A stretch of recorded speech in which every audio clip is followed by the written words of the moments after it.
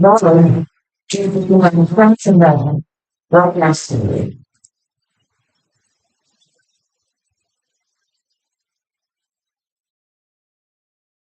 One, the conversation's really sorry to get you here today, but you did send a letter for this to have, which I will read to you guys.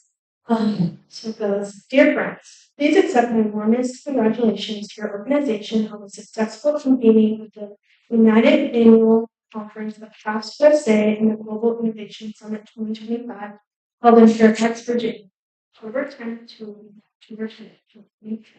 I'm really happy that it's in Fairfax. Advancing scientific exchange, innovation, and cultural understanding plays an important role in strengthening the balance or bonds between the United States and the global scientific community. CAST-USA's dedication to fostering knowledge, encouraging innovation, and empowering the next generation of scientists and engineers is truly commendable and should be celebrated. Please accept my sincere appreciation for your continued contributions to scientific progress and technological advancement. I wish you great success in your future endeavors, and I look forward to hearing about your continued impact in the years ahead. Sincerely, Congressman Bond. Thank you.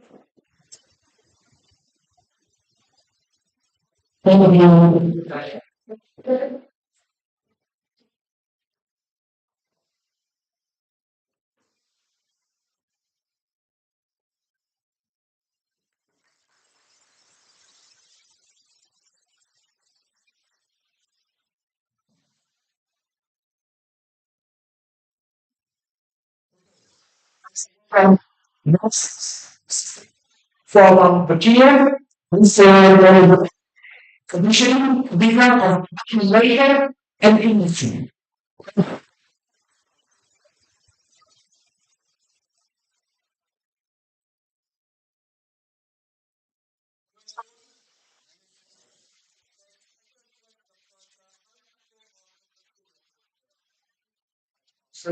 And how many people are not?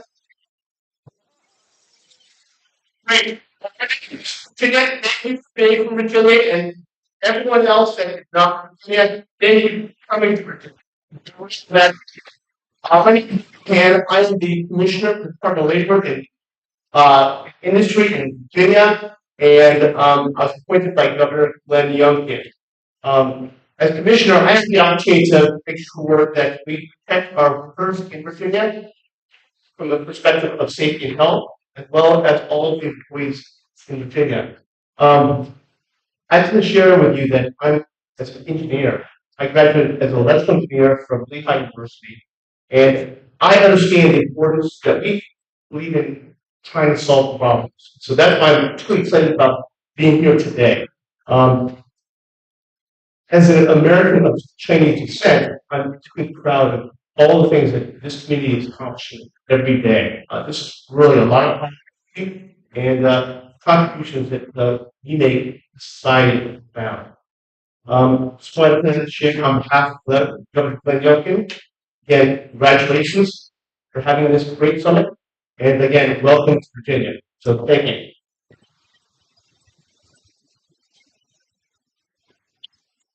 Thank you very for your welcome speech.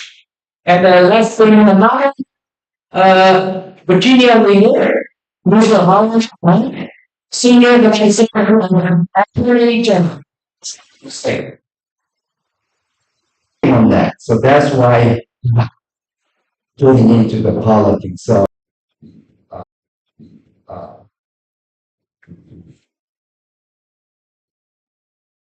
dear members of CAST USA, it is my great pleasure to extend my warmest congratulations to Chinese Association for Science and Technology USA on successful convening of a United Annual Conference of CAST USA and the Global Innovation Summit 2025, all in Fairfax, Virginia. Your dedication to advancing scientific exchange, boosting innovation, and promoting cultural understanding exemplifies the very best international cooperation. Organizations like CAST-USA strengthen the bond between communities and contribute to continued progress and prosperity of Commerce of Virginia. On behalf of Professor Attorney General, I commend your leadership and achievements, and I wish you continued success in your mission to inspire scientific excellency and global cooperation. With a sincere congratulations, Jason Mears, Attorney General of Virginia.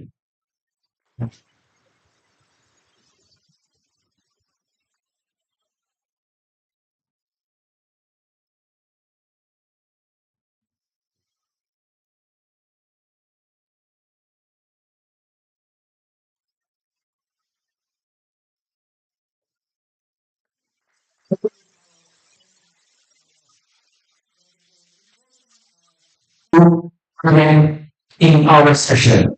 So we introduce his friend. He's learning journey and is business transition with a fear of single individual models properly. He now he need to be the center of models. And suddenly, this in University of in 1967, and received a scholarship from the Technical University of the United States. Further, was a total of and thanking inside the country. It's much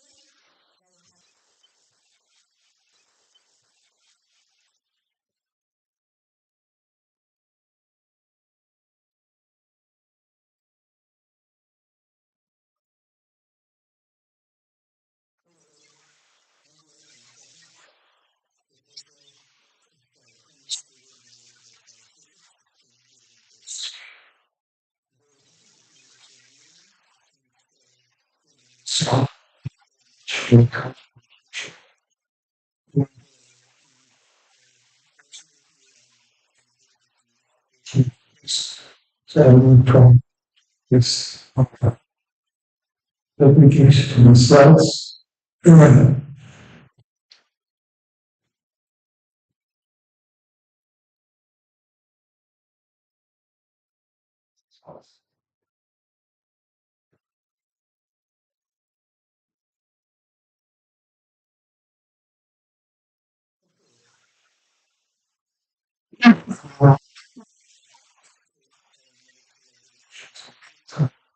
Time is probably from us.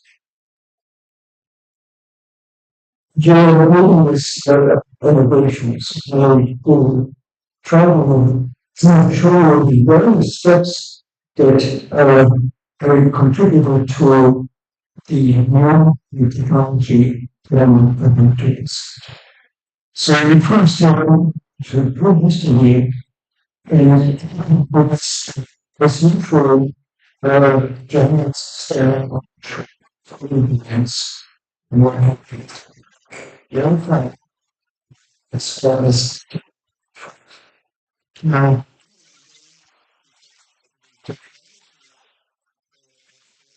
statics the single part of cryo which is where the much more structural and then to do recent innovation in detection of emotions and reactions by crime and from custom. So I'm coming to learn that first in English. That's why they introduced Trump as a specific to government. Physics courses, but we had a man who I would first learned in year 24 in his dissertation. And I found it only just 7 years later when the concept and the actual execution often the microscope uses electrons. And Switzerland one plus 1986. The kill was designed in 1941. Soon later, there was a functioning microscope. But the microscope was used for very low resolution imaging and it was material students and then the same way she tissues and cells there's no accounting entries. In the 1960s, when electron microscopes had progressed language, and this is the electron microscopes. The design time was built by Siemens. And here shows with my PhD mentor in the 60s. And so, electron microscope the work in transmission, which means that the electron goes from the and move from bodies from this electrons in fact experience the through the object. So we get two-dimensional projections with three-dimensional structure.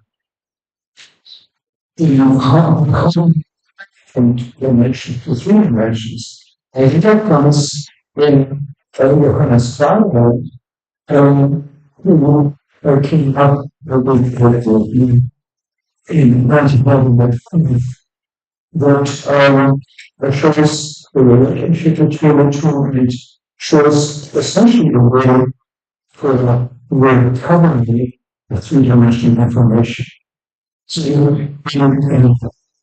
that's the way of multiple dimensional functions related to its projections, both in way and fluid space. Till 1968 was this theory used. In program where we don't see it in microscopy. So it was absolutely well when in a very three-dimensional construction of the chain of terror using the universal approach. Essentially, it says if the transform can object can be composed for the transform of the projections.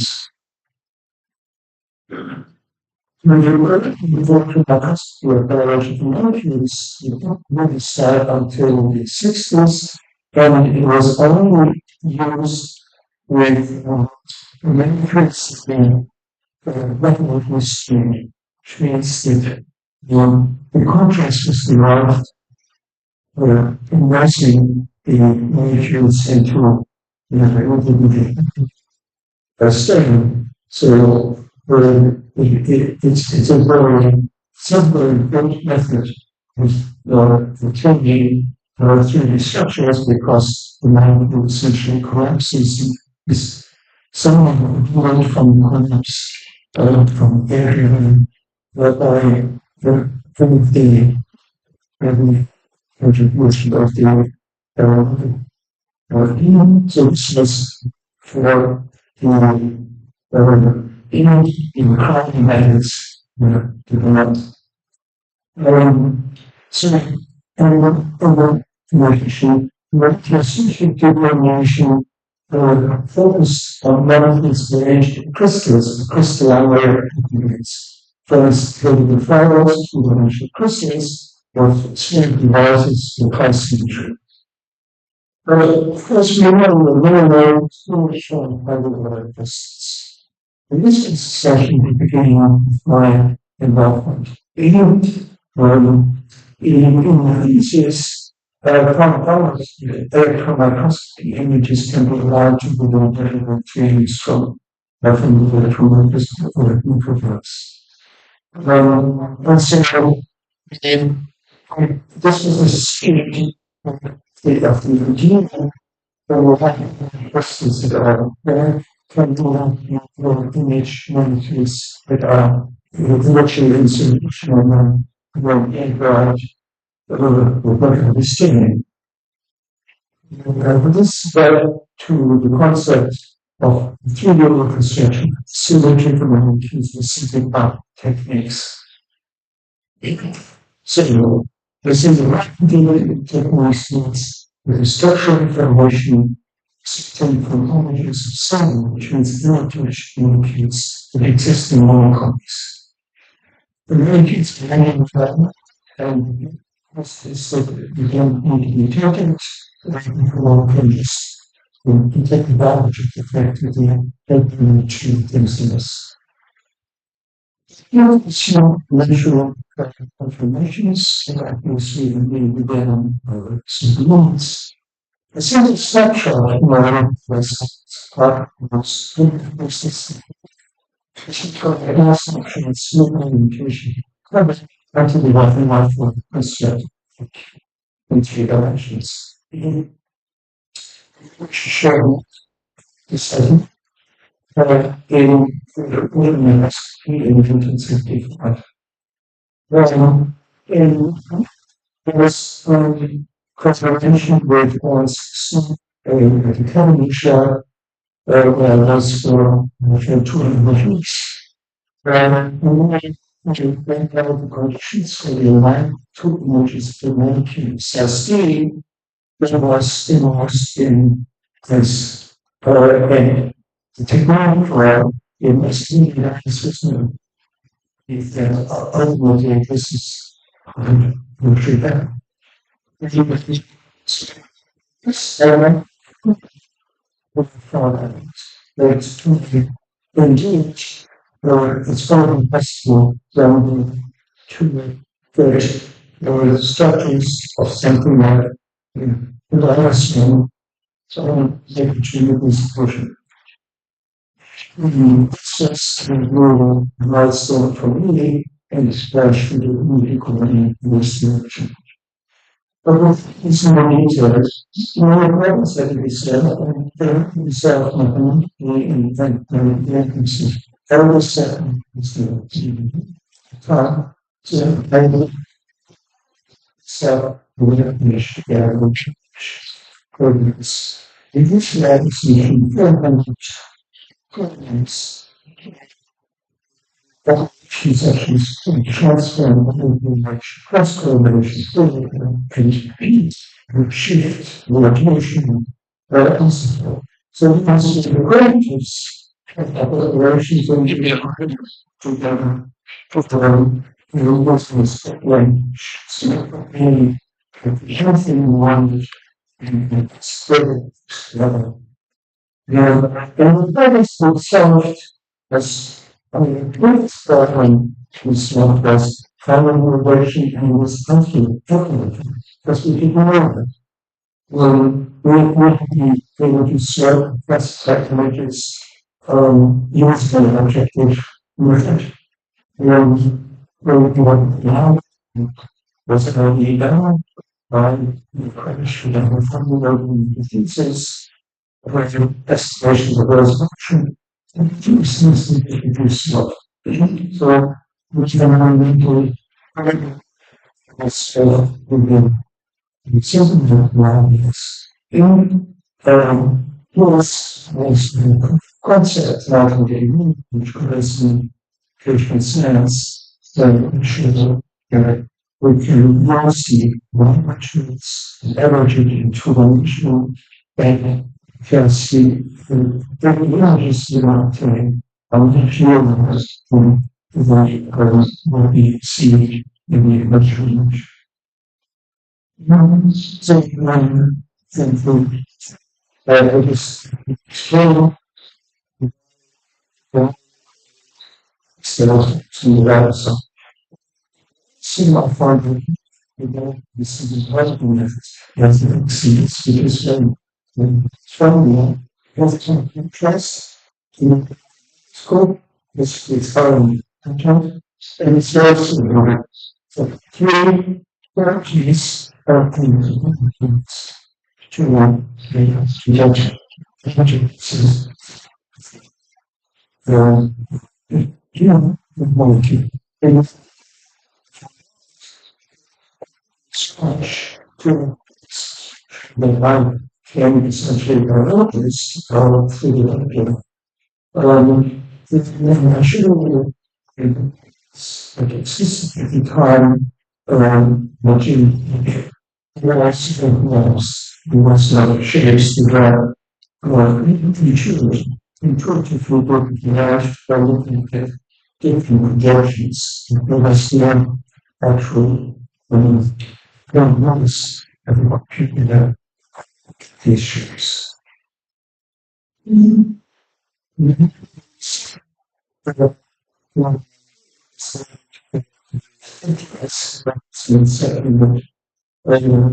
bonus there in 3 dimensions, there is a way to image structures.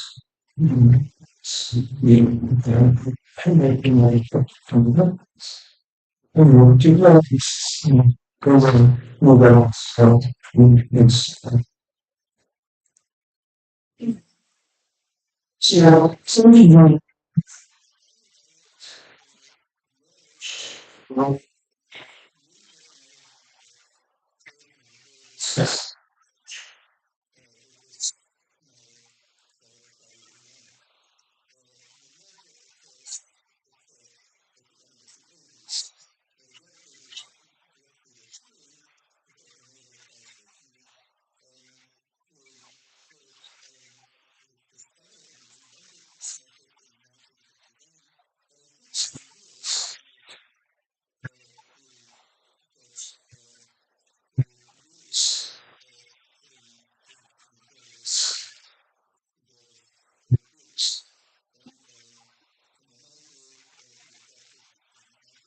so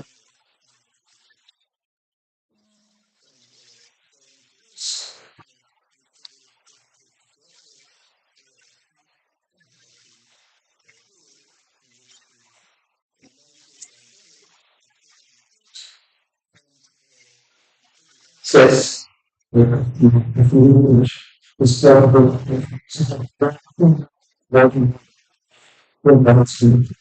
and this is flashed into the within the approaches to the opportunity capital.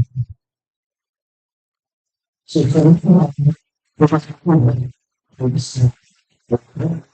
probably accepts so like this as this geometry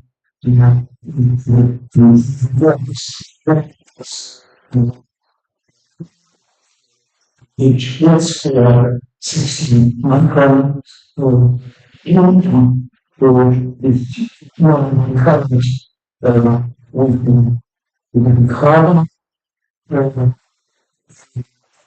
was this geometry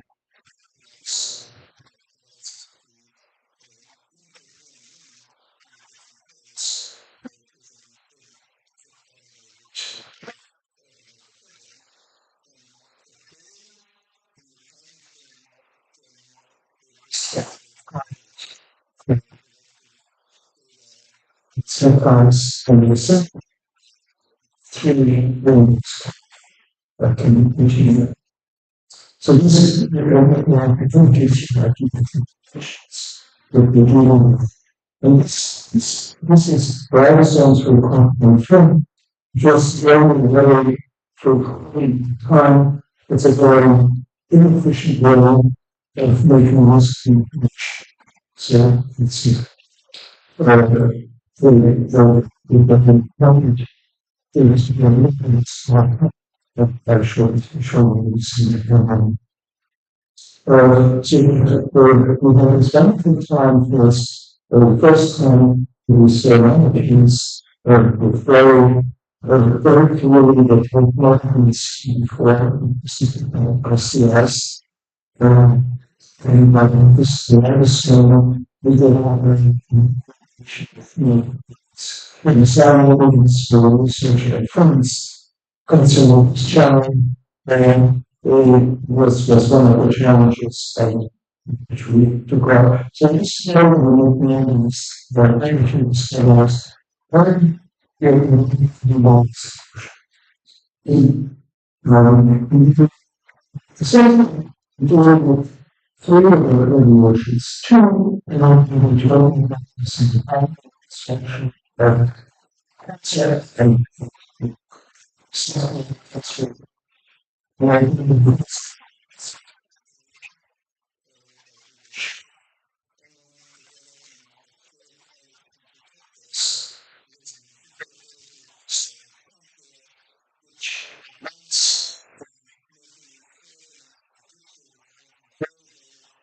change and entire solutions. You want to protect essentially privacy the outcome.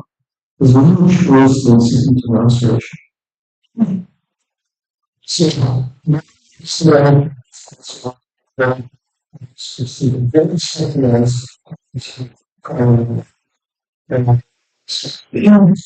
and starting from this technology where this creators nutrition which is now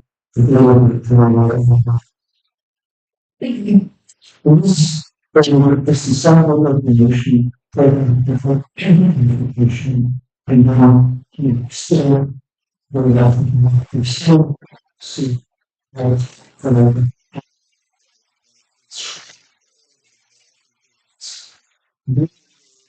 to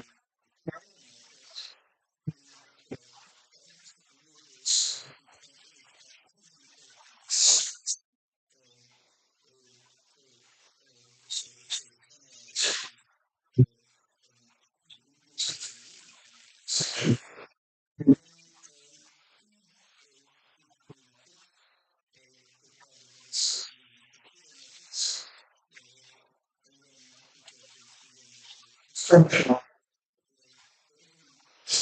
changes through classification because we're looking at different increase second line series to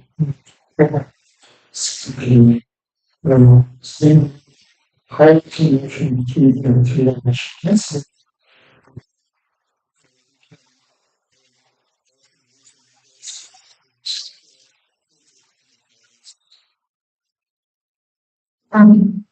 that's which is current total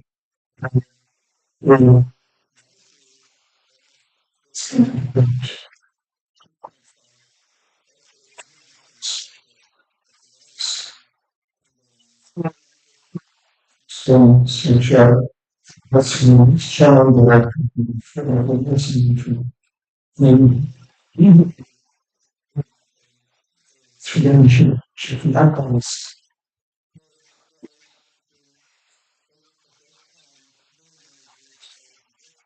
and this is contributed substantially to the development of the technology.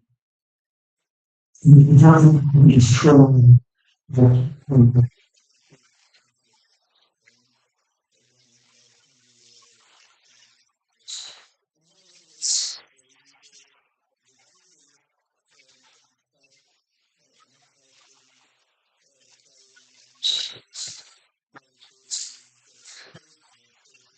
so so so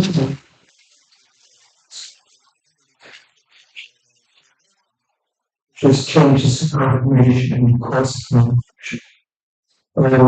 And generally, see something like this, this is the same way in English, it has been derived from those static images, for the animal is is another thing that is genetic information from the gene in intra-messenger so this was sort of the ideal for putting in the suit. Well, there are happens. So, really, I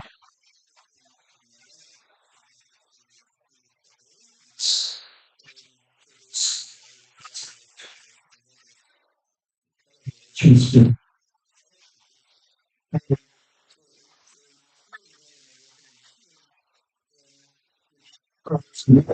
is the first stage is that the arrives in points in its two experience from the less than 50 as around the center already have negotiation practice and then it goes through the negotiation process before this and each round is used we have to acid control and attach it to the chain where according to the instruction of the genetic message, which is on the and then after general function start planning is gathered and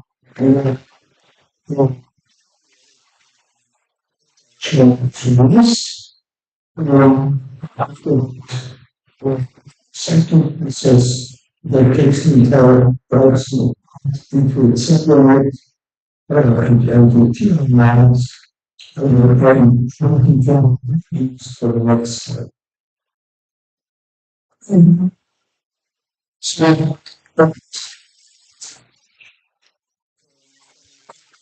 says this is so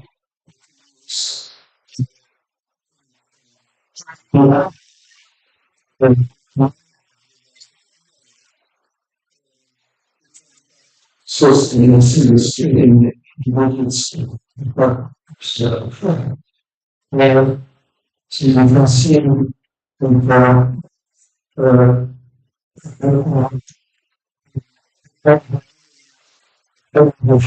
G into the concerning question as functions into a different confirmation. So there are two supplements and measures which is a huge attention in the mechanism emotions. Which I was in the gradually exceeding response and which conversion with the innovations. This was why it was between London and human system and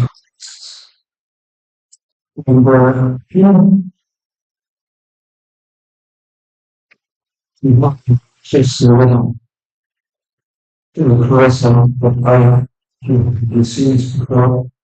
So it was, so this is the emergency, right? It's this experiments when we travel to the states frozen, the community. And that was to try was in the United States. Well, that is kind of like actually to really capture the memories not recognized. So Thomas quite essentially in the time. So that's the plants. And the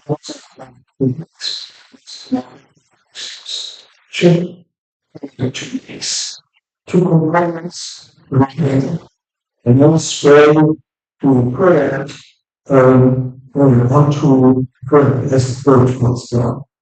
The roots will be back to the next within 25 listen to China or discussing which we must have needs. There is some direction times who have different chips. And we want to use those German bands that will be displayed and as input cameras into the classical direction state. So this is the video. Using kind of step when using chips initiative was developed in all programs.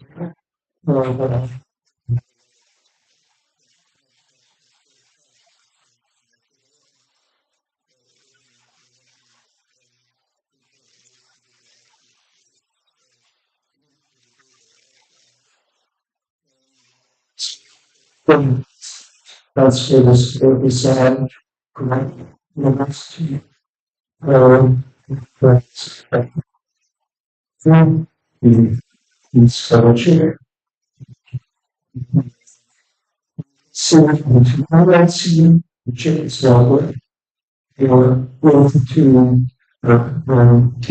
yes, yes, because building and here the users, the work and so when we start this was this analysis standard and spell scheme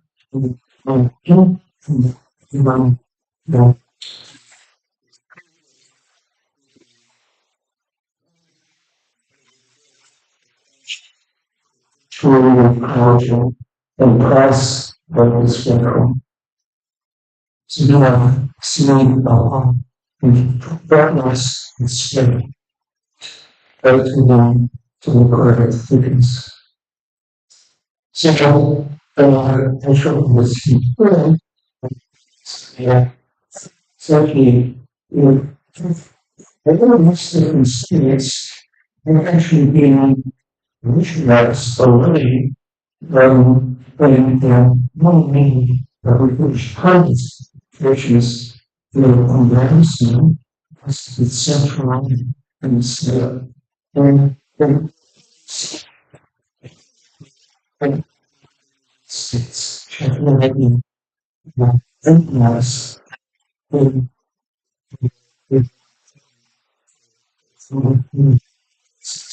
where the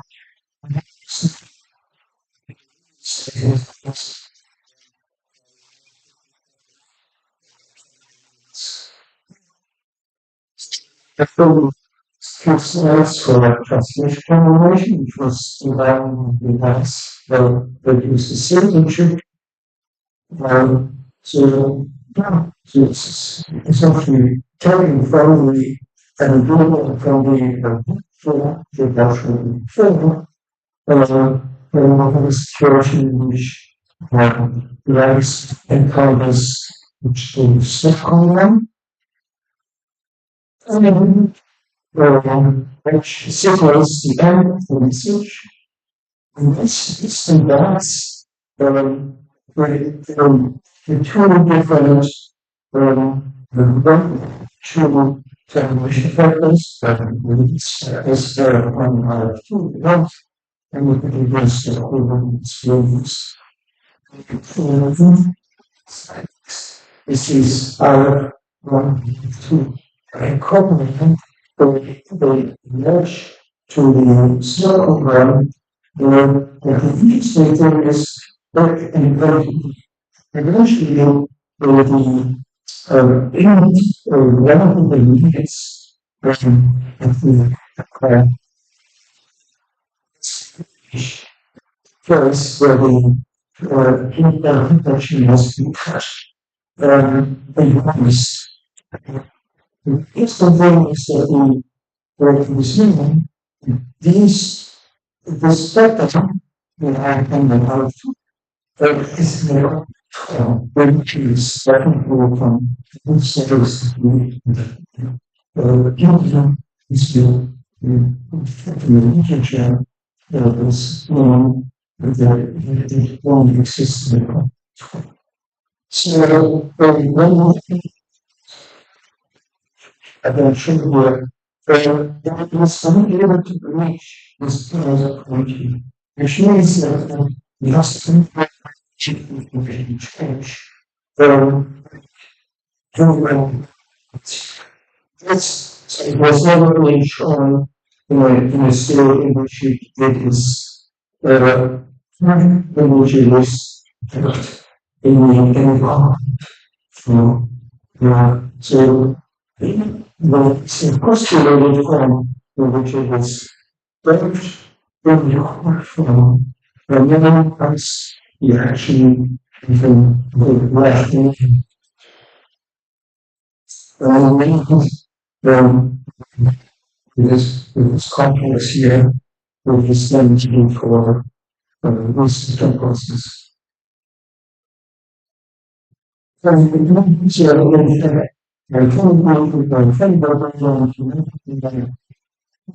Was it was really exists. For a very short time, it's it matches speed with the total seven. It's just the same, different times. So we respond time of milliseconds, and it became the promise spirit. See, once level, cryo, and you can see that in you're going to promise here to 1 second possible, nothing will be left over. So it's impossible to use normal and things haven't changed. This is what actually this is simulation from one state to the other state. So we have in Dutch, we have the termination complex, which has a subcodon right here, and this is RF1 or RF2 in the arrow channel. So we will look into and see what happens. In still line at 24 milliseconds, which is the surface time, then we'll actually see in first part the same observed. Then that airplane will touch and at the scale will use it was and that's the motion if you have 16 milliseconds and 16 milliseconds yourself the from the established, okay, so it was quite like price. So this thing actually reached because where the companies where was for why this to second 16 minutes. It's was in too long. It's not 3.9, 3.4, so that's like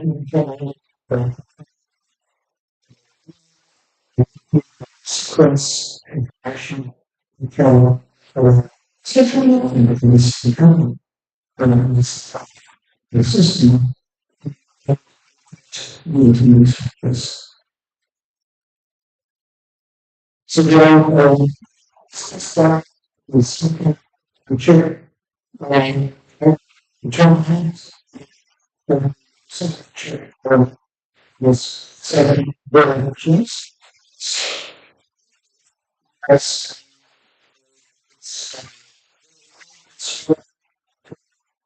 to changes in the extensive involves the economy, the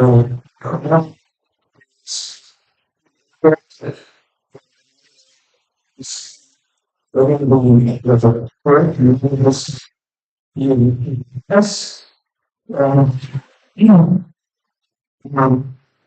which is aggressive, can use to work regularly, and it's very cheap, and we can multiply animals.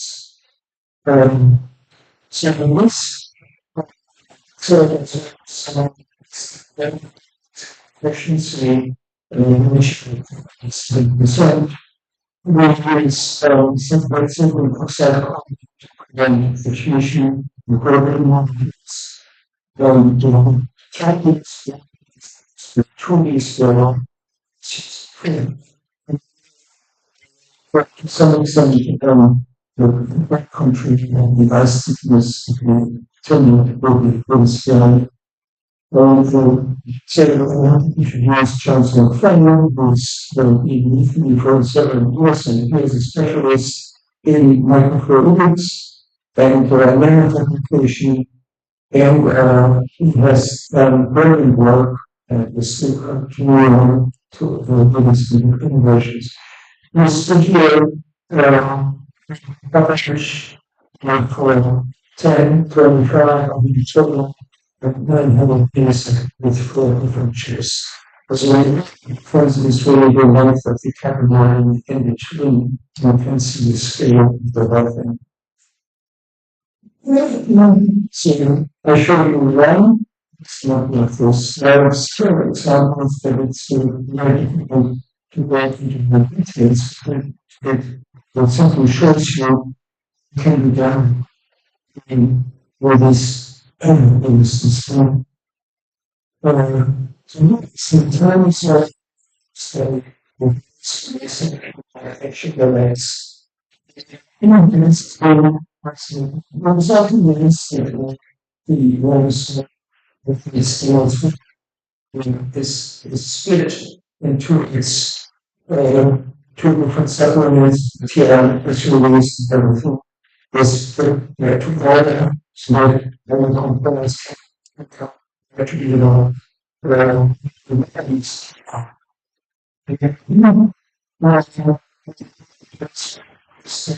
This second thing I want to system and I have the English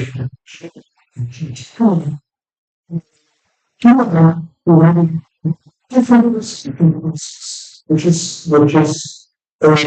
takes place sadly if the medicine is something it's very serious. If it wasn't that, I don't know. Then some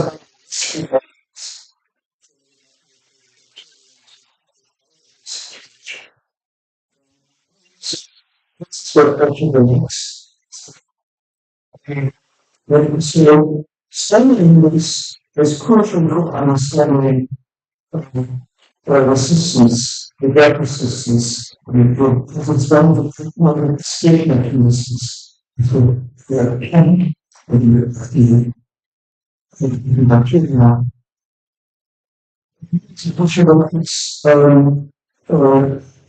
and this story, from sexual infections, and the institution is itself, so it doesn't need to have the how the fellowship. This small molecule And so this is what we started with. We were then a prematurely terminated virus, antibiotics, everything else, together with GTP, and then the speaking course, and the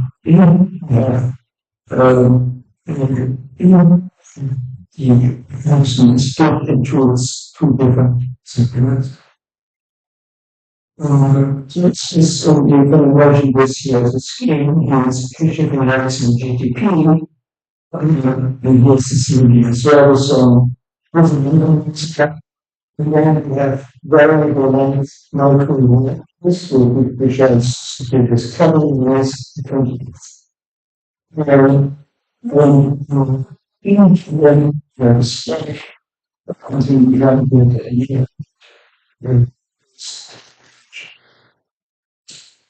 If you example, this is the photographs in Roma. And so it's a very ink with this number, which is really on this scale, and can be this system. It's not conspicuous to the ones. This just here, this local see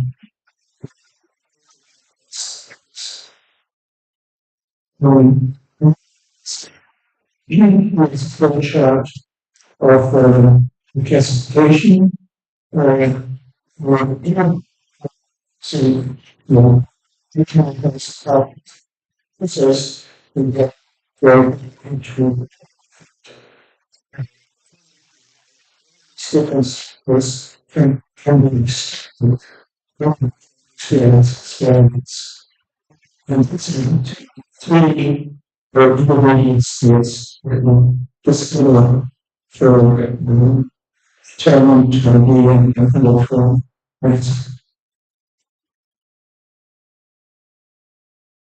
so the problem was that there is an initial immigration division which creates the change and see the grammar the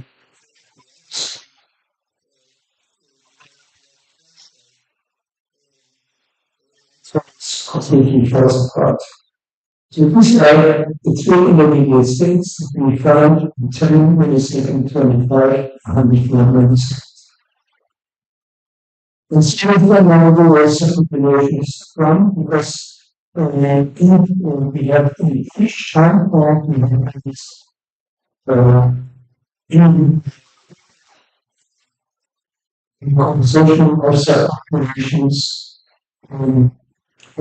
you can see the initial structure change values in this time and the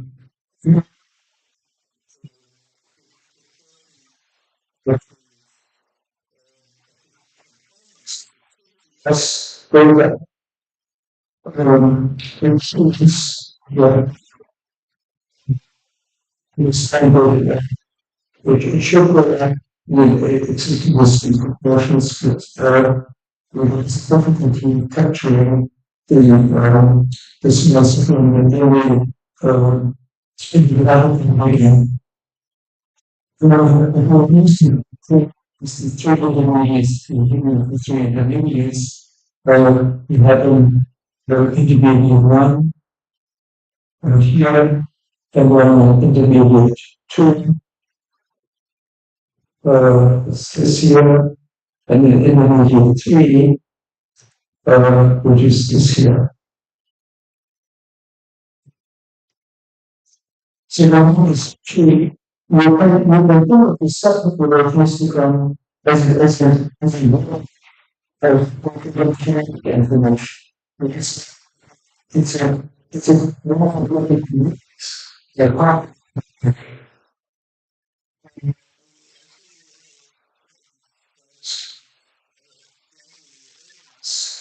called Thomas. Second, I would fail. And then, this is good. I'm not sure if we were.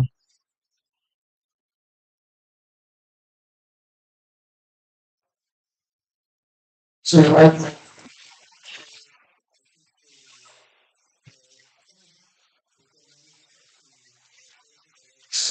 time, but three studies, the 10 millisecond average for 900 millisecond. Um, the three different conformations of each dynamics. This can be compared with molecular dynamics simulations.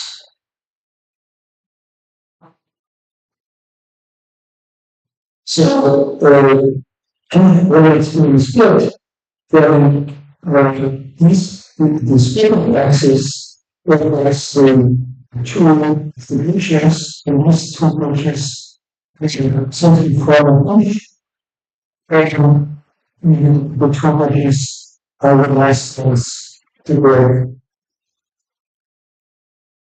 so our equation of these issues. So in conclusion, clarity was evidence to several record meters. Which can occur tell each frame the shooting is similar when the range of interest of the dynamics of the organism and one of the machines. These are the molecular permanent position of these conjugating reaction. The generates the cheese interest.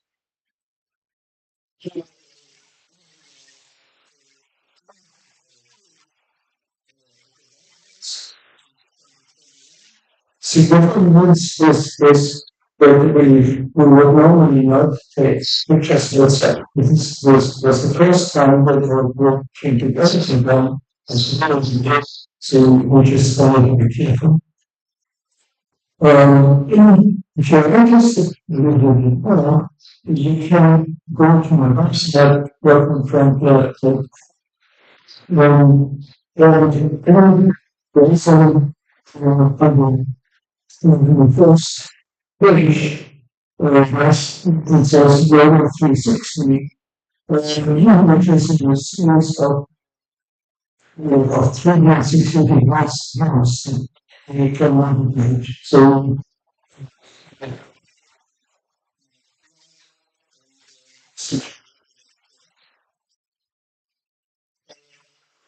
it's not the telling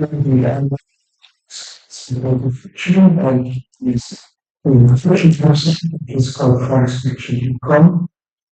And was Zinka, was Korea, was true points, and animals. There's certain species in that and is is working, is different, it's working. Okay, so you think about that, the attention, and it's encouraged to goes on to contribute to something. Yeah, very important.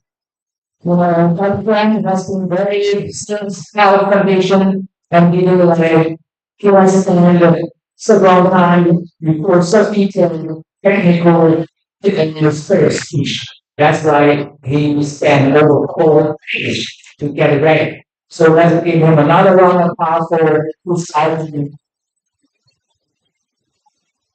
And I'm to relation that, he's has on the second generation. So next our distinguished guest is Dr. A. Dickerson. Dr. Dickerson has been awarded University Junior Award and on the 2021 Abel Prize. He is member of the National Academy of Science and a professor of Institute for Advanced Study in History. Wilson is Harvard Math Professor in School of Mathematics and the Institute for Advanced Study. He received a Bachelor in Computer Science from Techno in 1980 and his PhD in Computer Science from Princeton University in 1983. Only 3 years. So it's very impressive achievement. In 1999, Dr. Wilson joined Institute for Advanced Study as faculty in the School for Math and funded the Computer Science and Discrete Mathematics program. His recent interests are in computational complexity, theory, algorithms, and optimization, randomness, and cryptography, parallel and distributed computation, combined fabrics, and graph theory, as well as connections between theoretical computer science and mathematics and science. It also has received many awards, as I mentioned earlier, 2021 Nobel Prize, 2023 Turing Prize for fundamental contribution of theory of computation, and for his decades of intellectual leadership in theoretical computer science. Let's welcome Dr. Wilson on the stage.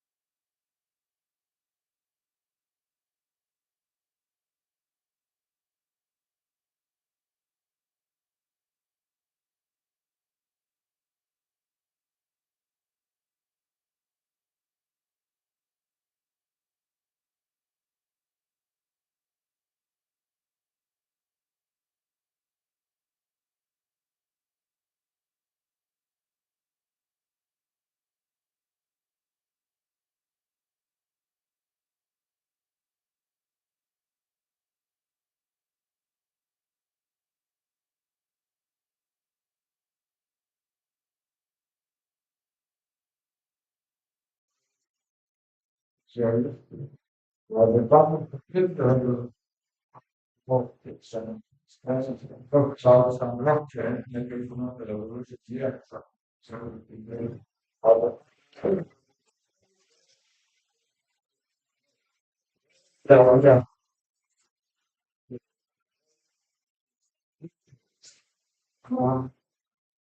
It's started from trying to understand that conversation can be doing, both of course moving on.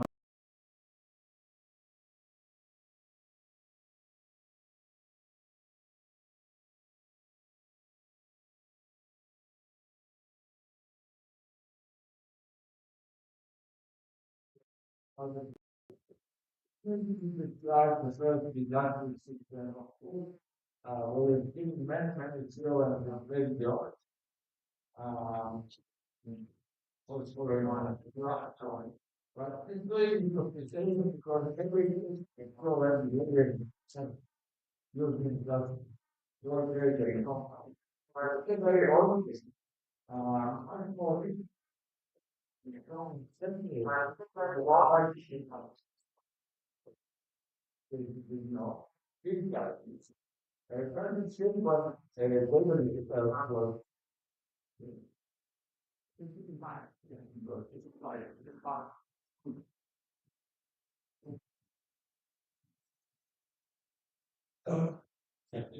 yeah. So David Hilbert, one of the most famous mathematicians of the 20th century, had a dream. He believed that like in plane geometry, all of mathematics has to be the same in the following step. That everything is a must be overlap, and everything is a must be reversed. There is a proof you have certain kind of procedure. That was in Greece, unifying all of mathematics. And this brain was shattered. This was required on a smart. Uh, the brain was shattered.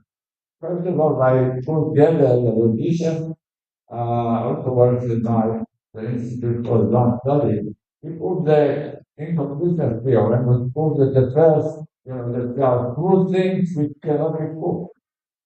And that was the first prize. The second was by Alan Turing, who proved the second hope was sheltered. He proved the so-called undecidability theorem. And the main point is that in order to prove his theorem, Turing, to prove that Hilbert was wrong, and Hilbert claimed that every proof can be found by a mechanical procedure by computation, he had to define what computation was. And this is what he did in this paper with a very funny long title that German word in it. This paper in mathematics was easily the most influential paper ever written because it gave birth to the computer. So he gave a formal meaning to what computation is. He defined a model, a very simple model that today we call a Turing machine.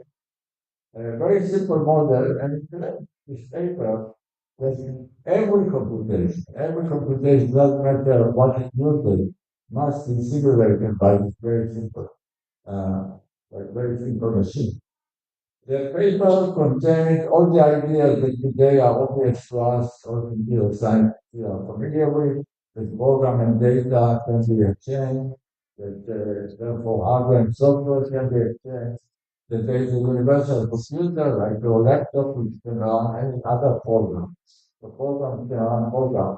And this is together with a very, very simplistic model that operates on bit zeros and ones can be implemented. And this set up the whole industry in the 1940s of building computers. This is what brought us to this age of computer revolution, this super paper. He also clarified exactly what means units of time and units of scale. And therefore, we were not only significant, but also mathematics on computation.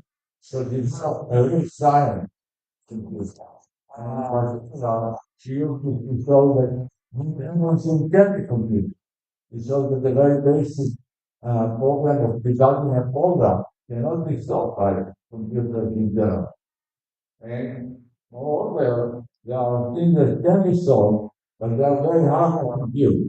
This will be essential for us because we are going to see the power of using our program to do good. To do good work. This comes to the next revolution. Again, we are all out of experiencing used to everything on our cell phone, the ability to access the internet, the global connections, and being able to do commerce on the internet.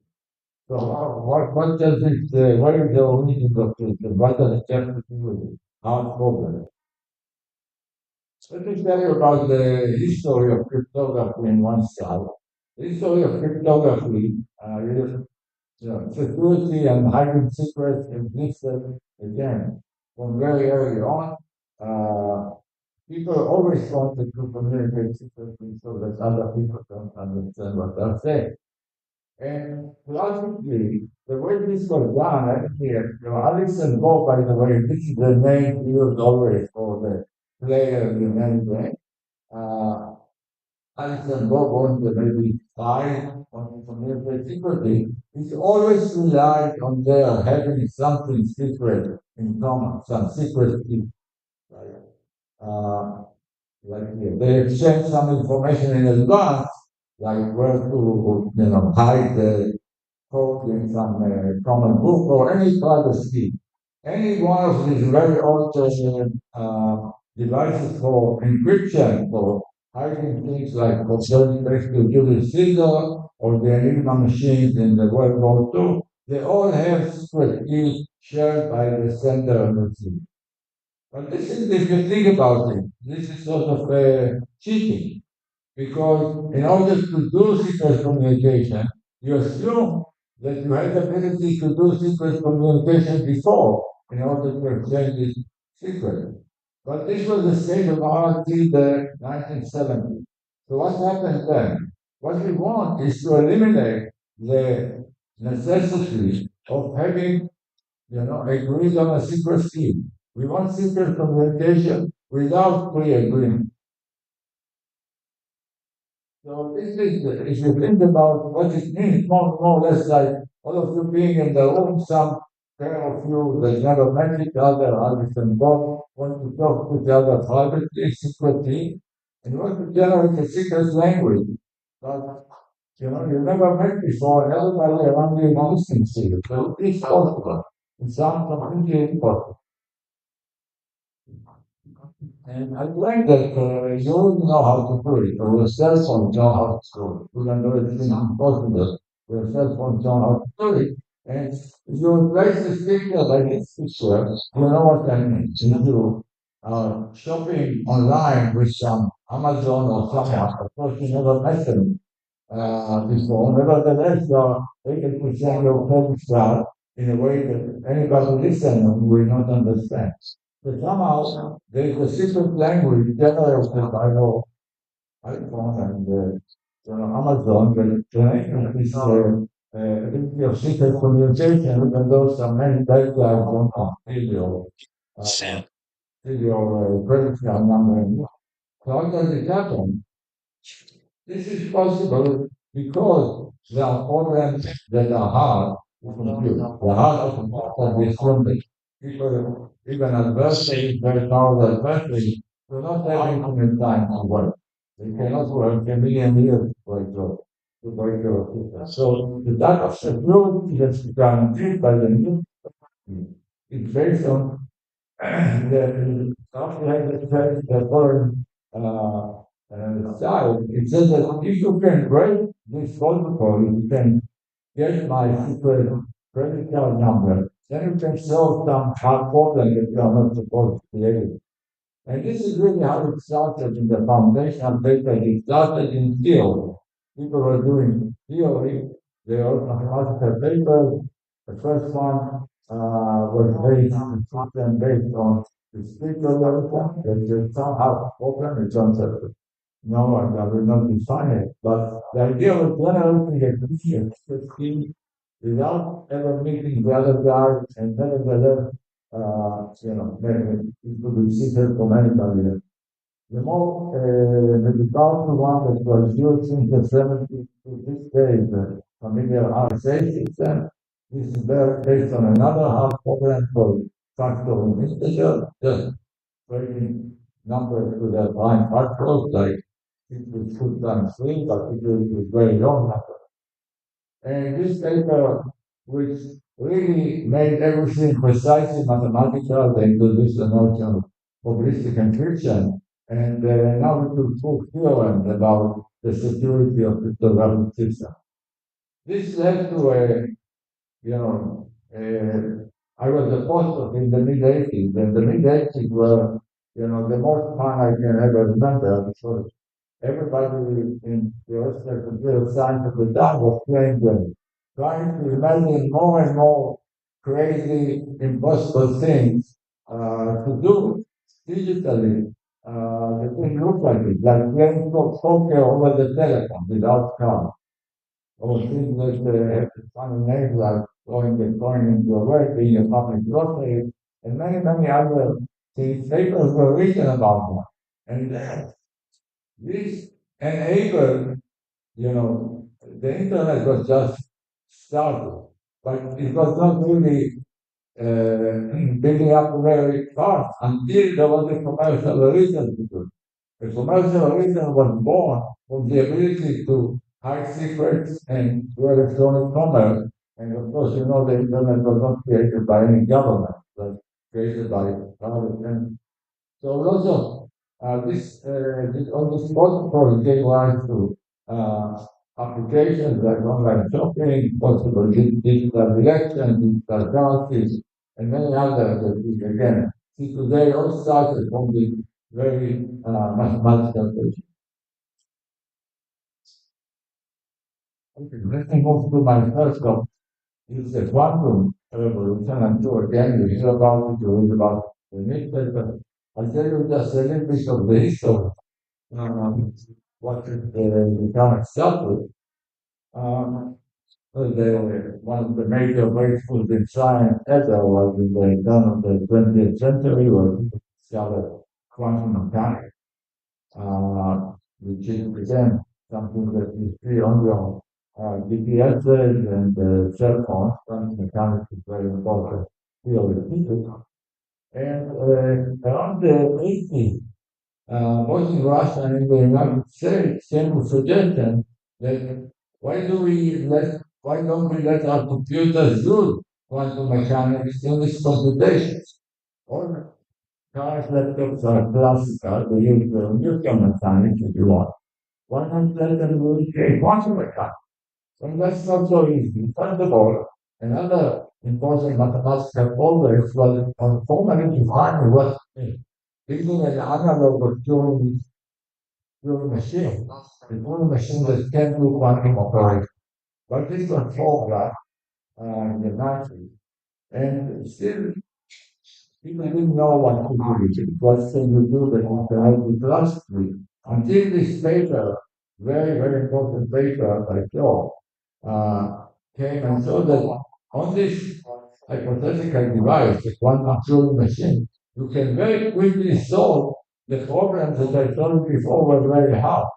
This is logarithm integer problem, so integer factoring. But supposedly hard, we still don't know how to solve them. He said if you have a Turing machine that's quantum, if we can see, then this problem becomes easy with the server, of course, because it settles completely the foundation of internet security. And this was naturally very important. Because of it, people started doing lots of things that you would expect. Uh, One is trying to fix a quantum computer. As you probably know, billions and billions are invested by governments, by companies to build quantum computers. We are not yet there. We still don't have. People also realize that if they are built, you can also the usual assumptions of cryptography solutions develop new uh, foundations, new hard programs that will be hard to then for quantum computer. People try to develop new algorithms, new programs that can be solved fast. And with a big influence of mathematics, not in technology, but the idea of defining new models, in particular, new quantum proof systems, new ways of doing proof with quantum mechanics that serious influence on mathematics. Okay, that's a third evolution that started very much in theoretical mathematical data. The last one I want to mention is the uh, blockchain technology. Again, I assume that you, and maybe some of you have a company doing blockchain, maybe otherwise you heard about it. I'll tell you a bit about it and where it will. So we have the internet, it exists for many years, and the idea is to be able to, a lot of things happen on the internet, and particular commercial transactions that happen on the internet. The question is whether the members of the internet, not the central part, but the individuals on the internet, can maintain a public ledger of the transactions that took place so that everyone will hear. So we will know that I sold my laptop for $100 and you actually paid me with that. And what evolved is the idea of the Bitcoin. Now we have maybe 1,000 different companies building this kind of blockchain, is to store the ledger of commitment to transaction in a kind of a sequence of blocks. That's why it's called the blockchain. And there are two issues that I'll describe briefly in the next slide that I want to explain how they were actually solved many years ago theoretically, in theoretical papers, and how to make the possibility of implementing growth. These two issues, one is verifiable delegated computation, I'll explain it, and the second is getting distributed consensus, agreement. What is the delegated computation? Why does it happen on blockchain? It's very simple. The blockchain is a sequence of five, if you want, blocks, added one by one. They are always added by one person on the net, one person on the network. And when the person actually commits to a sequence of transactions, this happens. Now, why do we trust this guy? The whole issue is that one person we don't know. Why do we trust this guy? Well, we don't. And the question is how another guy on the internet can verify that the computation was correct. So we want to be able, the person who added the last block needs to be able to convince anybody else that everything is correct. Transactions is actually took place. So there is something that needs to be convinced efficient. This is the verifier. Somebody wants to verify that everything was correct. And we have to be able, and this person or the whole internet delegated the actual computation of the block to the person on top. And he has to convince them that things are this or this money. In fact, delegated computation is has an even earlier origin, coming from cloud computing. It's the same problem really. You use your smartphone, you ask it to do something, some computation like find the fastest way between here and there, and this computation typically is not done at all on your laptop, on your cell phone, because it's too small. It's really being sent to a cloud.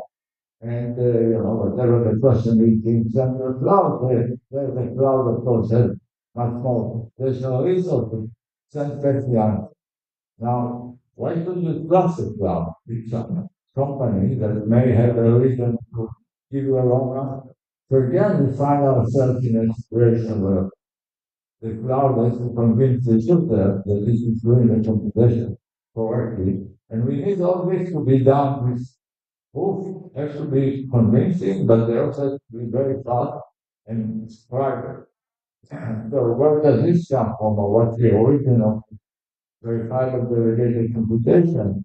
Here are the papers that actually revolution the notion of mathematical proof so that it will be so fast and efficient private. I mentioned only some of them, the notion of holistic interactive proof, the idea of the zero knowledge proof, which may have heard the name proof that are convincing, but on the other hand, there will be nothing except the fact that are convincing. So very paradoxical notion. We use publicity checkable proofs, another fundamental tool, and other. The only those of you in blockchain technology will recognize stars and snarks and pure knowledge snarks and so on. These are protocols that are based on the proof system inside, which are hiding inside the blockchain technology. Yeah, so this, I can tell you, think paper has influence way beyond blockchain. big scientific and technological impact in other domains, for example, airport. So that's the other part, the other issue I mentioned about is still that the leader election, who is going to be the next law? You know, somehow all of us have to agree that you will. How do we agree? This is supposed to work also in some of us, want to sabotage the protocol and so on. How do we deal with all of this? So, we want to do it distributively, and then there is no central, government or agency running the place as well. And there was a fear of data in the area which introduced problem. They gave it a very, I think very nice sense, like you don't think general problem, talking about generals in a battlefield, but they don't trust each other, and they want to come to an agreement about whether they should all attack or they should all retreat. And they want to do the same thing. And so we developed a better and better solution, in particular ways to authenticate it and to verify that the content is right.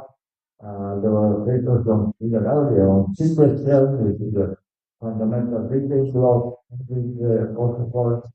And all these tools were available to the designers of blockchain, in particular the Bitcoin, the first protocol, and then later on through this mathematical base. Summarizing this, in all these examples, what we see that theoretical discovery both prepay and enable the development of technology. Okay.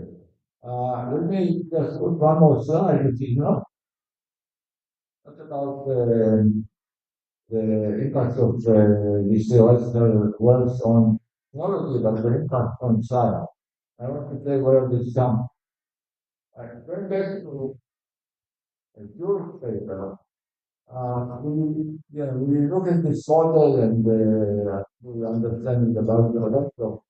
What the computation that's going on is simply a very continuous process where there's evolution, but each step in this evolution is really simple. You operate on a peak and very local. And this is how we understand computation since Alan Turing in the 1930s. And later we had networks of computers, so we understand how, now local operations are in a single computer and then globally affect a whole network. But I claim that computation of this nature is really what's happening all around us. If you think about any other setting in the brain or in bacteria or in living tissues or viruses in the market, lots of situations that are we are familiar with, both in biology, physics, chemistry, happen exactly the same way. There are a sequence of simple operations that are local that are evolving. So, in a sense, they are computing. They are computing, therefore we can understand them using theory of computation. This is the main point, and this is why the methodology and techniques and results from the theory of computation are impacting natural fields. There's a great interaction between theory of computation and science in modeling natural phenomena, adding on a computational perspective. Of course, in this model, maybe you don't count space and time, you count, I don't know, energy and, the amount of materials which are being extracted or chemicals and so on. But at the basic level, it is computation in a different form. So that's a sort of this connection, very important connection. My last slide, those who want to know more about the field of computation, I wrote this book in a friendly language. So it's good for undergraduates. And you don't have to buy it, it's free online on our stuff. Thank you very much.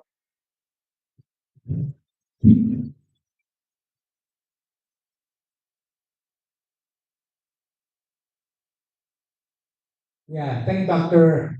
Wilkerson. Wonderful speech, cover a lot of random areas and then also very hot areas like quantum computing, blockchain, many, many. So we want to spend more time to getting more, and also we appreciate Dr. Wilkerson's wonderful speech. Give another round of applause.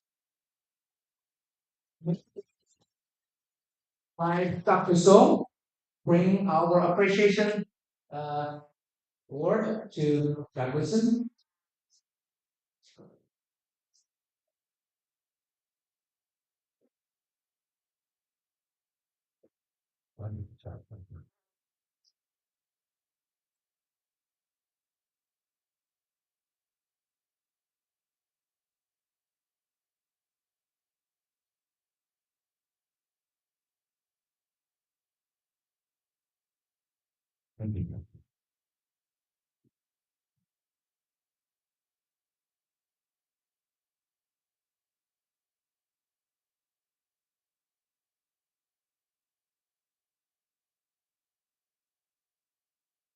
Okay, yeah, I know a lot of friends here and more questions, and hopefully we can bring your questions to Dr. Wilson later today because we have a lot of exciting program going on today. We have to catch up, make up time. So we will welcome next our distant guest speaker, Dr. Haibai Lin.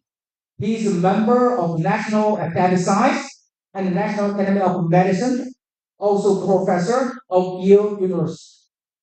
Let me say a few words about Dr. Lin.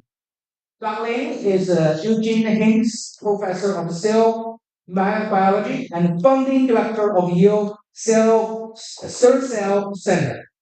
He's also professor of genetics, obstetrics, gynecology, and reproductive science and dermatology and the Yale. Dublin studies cell-renewing mechanisms of stem cell-related cancers, and germline development. He made key contributions to the demonstration of cell-renewing division and of stem cell niche theory. He discovered Argonaut PV gene family and its function in cell renewal, germline development, and organ genesis. He also is a discoverer of PV interacting RNA, a discovery held by science and one of the 10 breakthroughs in 2006. Recently, he discovered two new paradigms. Dr. Lin received his bachelor's degree in Fudan University, PhD degree from Cornell University. His postdoctor trained in Carnegie Institution for Science. Dr. Lin has played numerous leader roles in scientific community. Dr. Lin also received more than 30 awards in his career. Recent ones including Emory Prize from American Academy of Arts and Science, NIH Merit Award, NIH Director Pioneer Award, and many more. Without further ado, let's walk Dr. on the stage.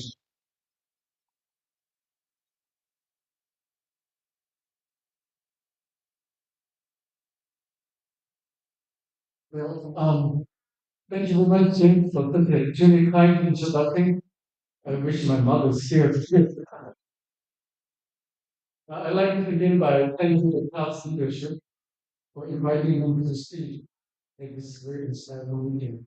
And I'm very excited as a stem cell researcher to share with you about my discoveries, and not only for scientific progress, but also as a part of my personal journey that reflects something much bigger, which is for each one of us here as an immigrant from China, how passion, perseverance, and your dedication can bring to contribution to the society. I'd like to start then by talking about my representation. Well, 14 something ago, when I graduated from high school in a small island in China, I never thought today I'll be standing here with all of you to share the excitement of science. And this little island actually is so small so that there's only one high school in that way I graduated.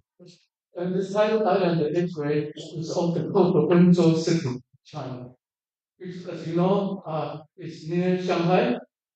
And by saying near Shanghai, that's 300 miles.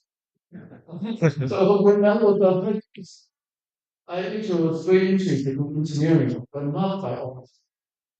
Also, at that time, China was experiencing a cultural revolution with no universities open. So my aspiration of being an engineer was to become an electrician after graduating high school. And in the year when I graduated, the cultural revolution ended. Colleges were open to their doors. And also around that time, the word genetic engineering became a trend in China. So then I decided to become a genetic engineer. And for that reason, I joined the Fudan University to major in chemistry, hoping that myself would become a member of the school of new breed of engineers. However, once I got Fudan, I realized that biochemistry is not engineering. In fact, I feel biochemistry is even more exciting than engineering. So then I decided to pursue the biological side of study further. I went all the way to this side of the earth to Cornell University to study genetics and development. Consequently, China lost the potentially talented electrician. So at Cornell, I studied biological side and started to ask many questions. And by the time of graduation, I was fixed on stem cells. And in order to study stem cells at that time, it was a very esoteric term. I looked around to find a lab that can accommodate my postdoc training. And I was very lucky that Dr. Alan Swelling's lab at the Institution of Washington in Baltimore took me in. So after I started stem cell project there, and then moved to Duke to start my own lab in the medical school. So at Duke, I enjoyed 12 fantastic years, and I thought I would just stay there for the rest of my career and then take related volunteering public stream break to Florida. However, in 2006, something unexpected happened, which completely changed my career path. A Yale called me to see whether I was interested as a candidate to start a stem cell center at Yale. Well, a call from Yale, I better take it serious. So once I reached the Yale campus, I fell in love with the university. And in fact, I was even in love with the city of New very charming city. So in love so that I abandoned the Florida as a language. Honestly, in Yale, we work on stem cells. So let me first talk to you about my research there. So how many of you heard about stem cell? Raise your hand. Wonderful. You guys are so scientifically savvy. So actually, there are two types of stem cells, as you probably all know. One type is called embryonic stem cells that exist in every embryo. Embryonic stem cells have the ability to produce all kinds of cells in our body, such as embryonic cells, bones, and neurons. And there's a second type of stem cells called adult tissue stem cells. As you can imagine, they only reside in our tissue. And normally they can only produce cell types within that tissue, but not outside. For example, neural stem cells can only produce neurons, but not bones or embryonic cells. Despite the difference between these major types of stem cells, they share a common ability. Namely, they all have the ability to self-renew. So-called, they can always make a copy of themselves. Therefore, they become immortal cells. And because of this immortality, quote unquote, these stem cells become basically the function in the mother of all cells for all visions. And since the discovery of stem cells in human about 30 or 40 years ago, the big bang field really is Wuhan. So when I think of the stem cell field, there are only two people here. And I'm very actually there are already fundamental theories in fields. The first theory is called the stem cell isolation division theory, which is proposed about 100 years, 150 years ago by German scientist Theodor Berger in 1880. At that time, he was smart enough to envision there must be some cells, not like the seeds of life. And he imagined that stem cells can self-renew because divided is symmetrical. For example, this stem cell, when it divides, it produces daughter cell identity cells, and another daughter cell that becomes special. So-called scientific differentiation of the academic terms. Now, this daughter stem cell, when it divides again, it divided with symmetric again. This is another daughter stem cell, and another type of taking the daughter cell. So therefore, now after stem cell divided 3 times, you can imagine you can produce 3 different types of water cells, but yet still maintain the cell. So this asymmetric division become then by very long passage. Why stem cell is immediately distributed to the room. And when I was studying that, I left the second field in the field called the stem cell theory. So that theory was actually first proposed by British scientist Ray Richfield in 1973. When he realized that the big blood cell from bone marrow can always populate and regenerate much faster than the blood cell can sleep. So he proposed to make some special conditions in the bone marrow that are essential or at least promoting stem cells to self-immune. And that's what we call that the next period.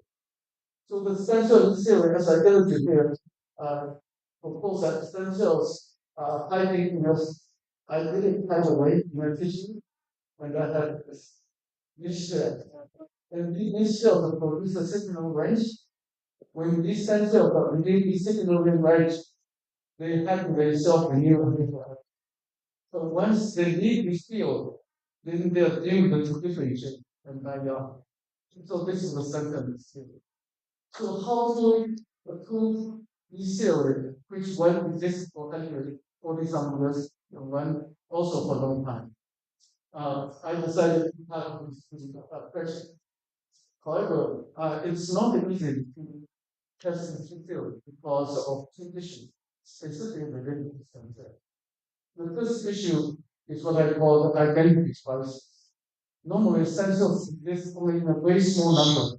And these were not located in any other city cell that right next to them. Therefore, even today, I'm shooting for a thing that's not that mental, it's still going on developing. Both levels are looking. And so, although if you don't know that for a while, in that knowledge center of holding funds. For example, you don't even know.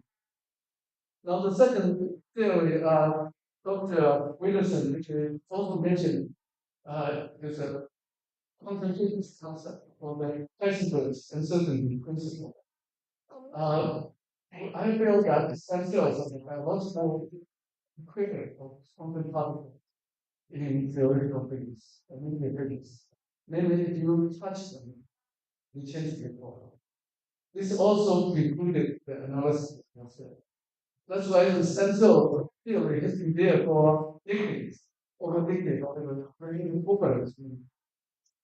In order to overcome that problem, so I decided to choose a model stem cell system which is better for me to resolve this issue.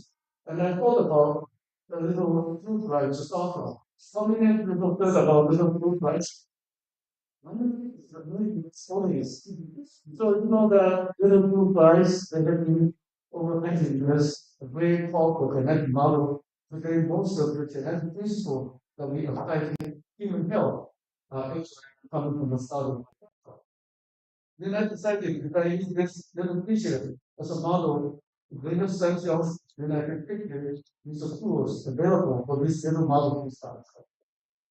And I focus on little like over process. This is already vegan. It's like a visual street saucer and like you symbol of the stand for. So the living going on which one say for example. So this is mean with some sense. There must be something on one point and there's nothing there must be some sort of also well already stands the stretched out I the books. It's like they represent plans of the following for then no have stretched out no everything. So stretched out so how something. The general code. So my overall strategy is so here. And when of course I get the change policy in reply only. Which show exactly what. And then after that I want to start a regular device this next year that people will be in general. I can be looking US. And after that, I need to know whether there is a glitch existing for this center. And of course, after coalition, it's got what things that involved in regulating this sensor position. So let's start with identifying sensors. So I divide the methods that allow me to pick up and take the ovary and transform it back into the abdomen of another recipient female blood. This ovary is removed. And now you can choose the love from real data. Planning structure a system, let's say, a non-common background.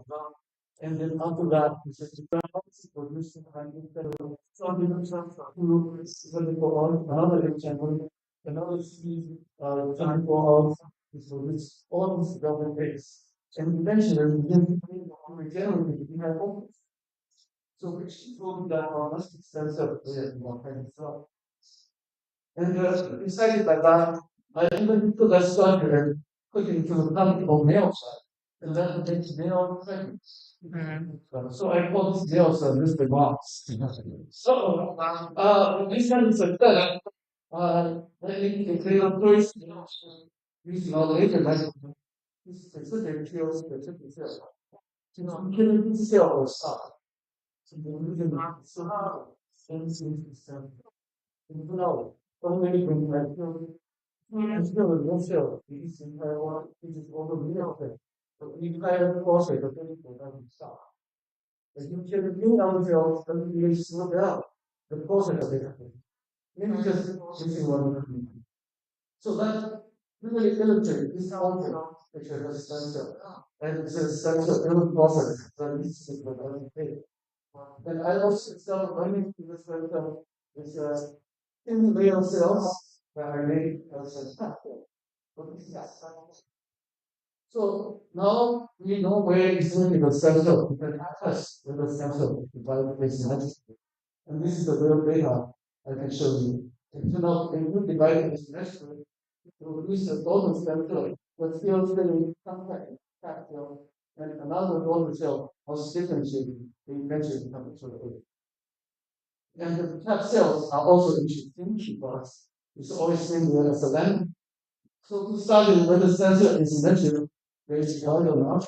Now you can see the data.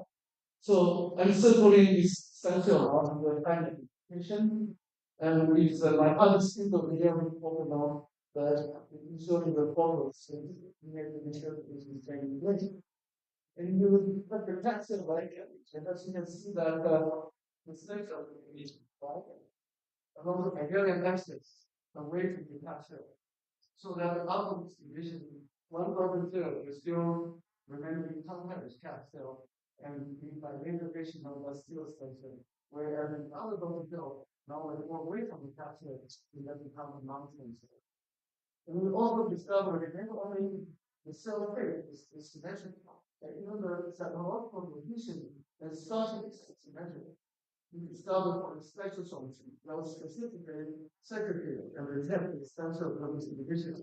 So that actually confidently showed important components stem cell. So knowing that stem cells divide exponentially, we want to ask the next question: are there any niche cells there?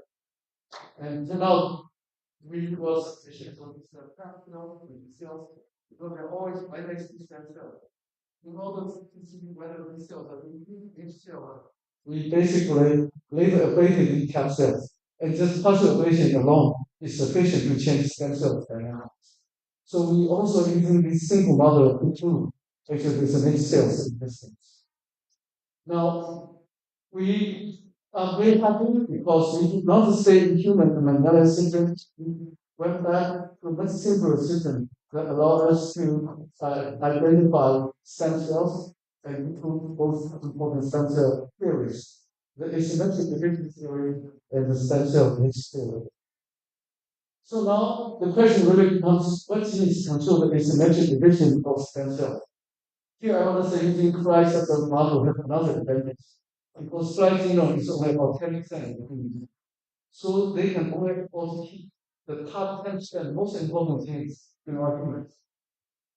And the kind of things we hear about hospital or hear about it is non-important. They can also get them. But the most important survival things are that. So once you find a thing in blood, you know you find a chip equivalent to you. And you can quickly go back to people and see whether that's in there or not. And I bet you that's in work there in both the city. Just like DNA is genetic material, the DNA is everywhere from bacteria all the way to living in the same kind of structure.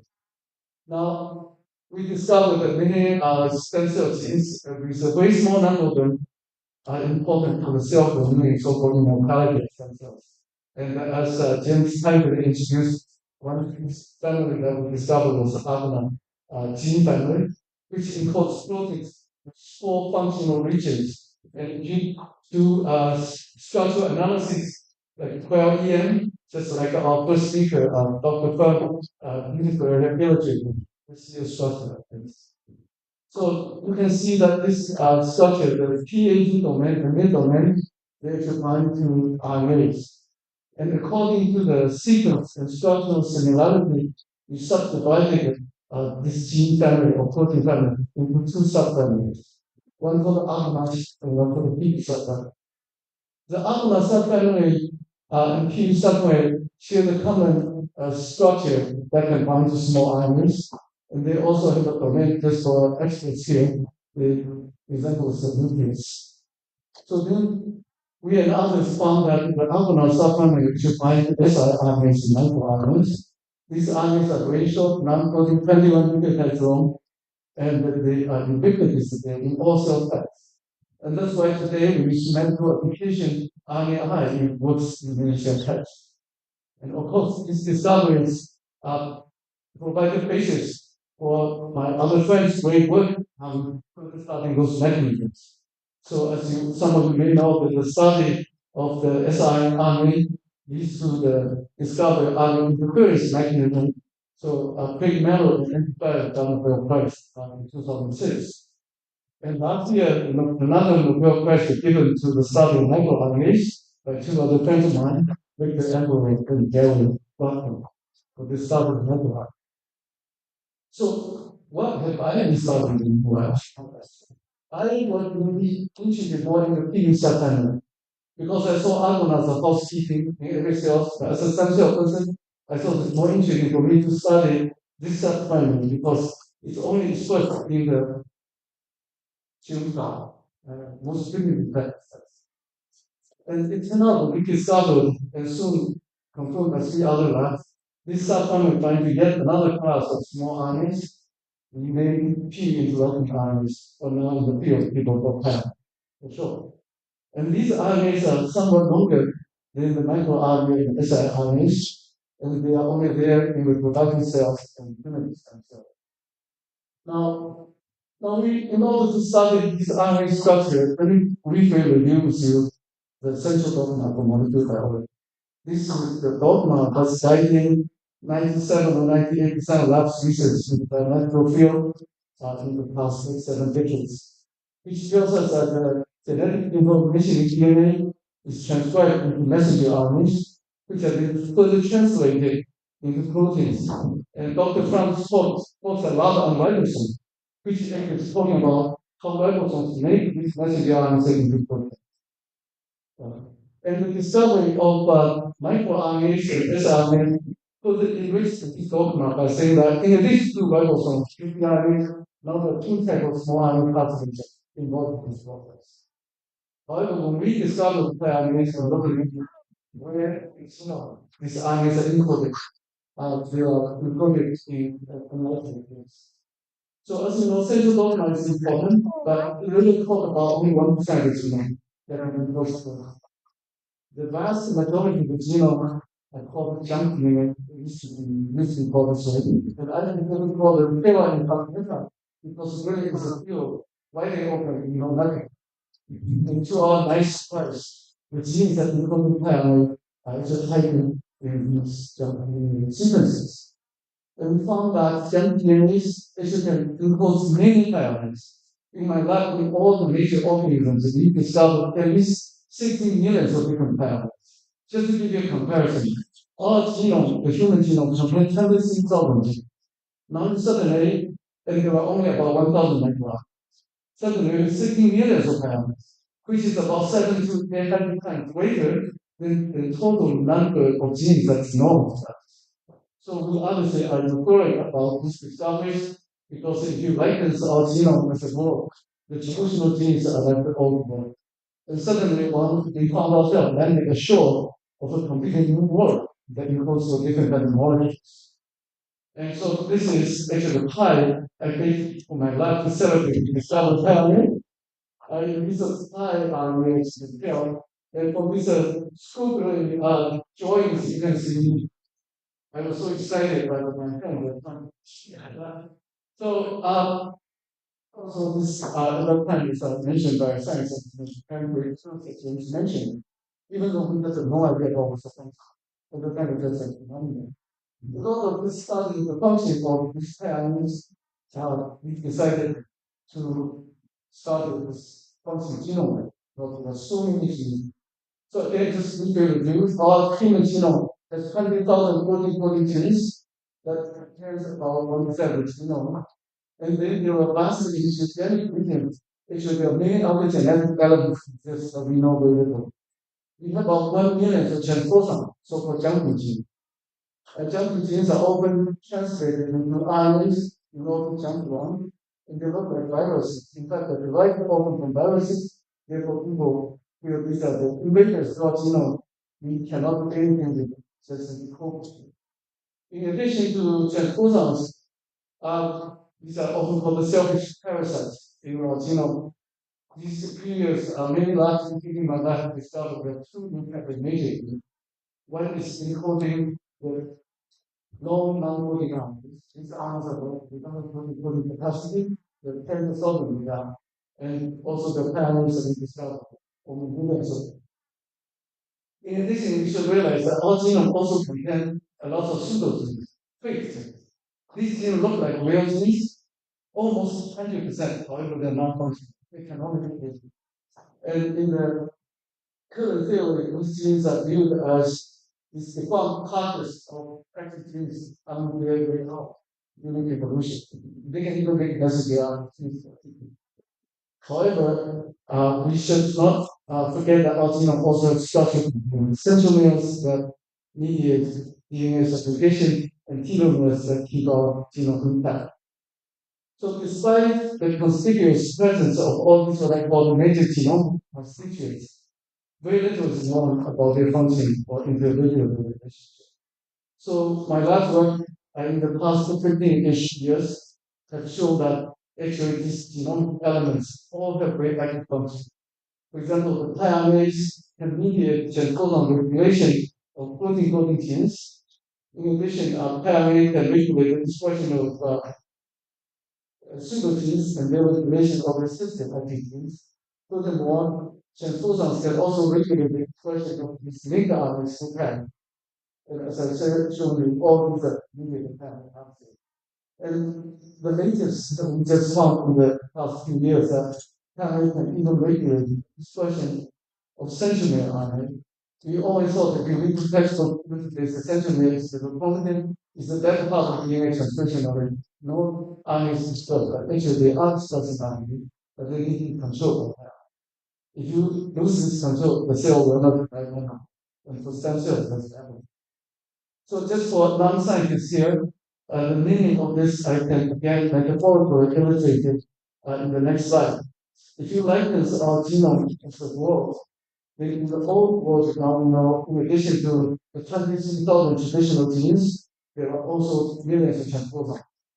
And there are new world pairing containing genes that's more than 60 million. And there are also tens of thousands of linear RNA genes. And we should not forget in our old world, there are also existence of pseudonyms. So I hope today I've shown you that these two worlds are tightly connected. In essentially as a human work, what I showed you is pairing genes can regulate expression of traditional genes. Pairing genes can regulate expression of jumping genes. And pairing can regulate expression of RNAs. And even jumping genes can regulate expression of deletion. And latest discovery showed that super genes can regulate expression of traditional genes. And pairing can regulate essentially. So I think that this kind of unified view, this united action, is especially important in today's world. So you may think, well, we started your work with little flies. Is that relevant in medical class? Yes. So we found out if these genes not our stem cell, they become overactive, they receive cancer. And we had shown in my lab that gastric cancer, breast cancer, prostate cancer, testicular carcinoma, and liver cancer, there is subtype of it. Their, occurrence is promoted and requires overexpression of the gene in the body. And even our latest development from liver cancer. So my dream is hopefully this will give us a third generation of so-called cancer therapy that's more advanced, even and complementary to the current second generation called the immunotherapy-based therapy. And we really are working on this big hard. And to end my talk, I'd like to acknowledge generations of trainees in my lab really who did a lot of work, therefore I can do lots of positive. Starting with my new trainees, I'm very glad my new former colleagues also here, and also my first generation of trainees Yale, the second generation, the third generation, wonderful people, very, very successful. So I'd like to start here and thank you very much for that.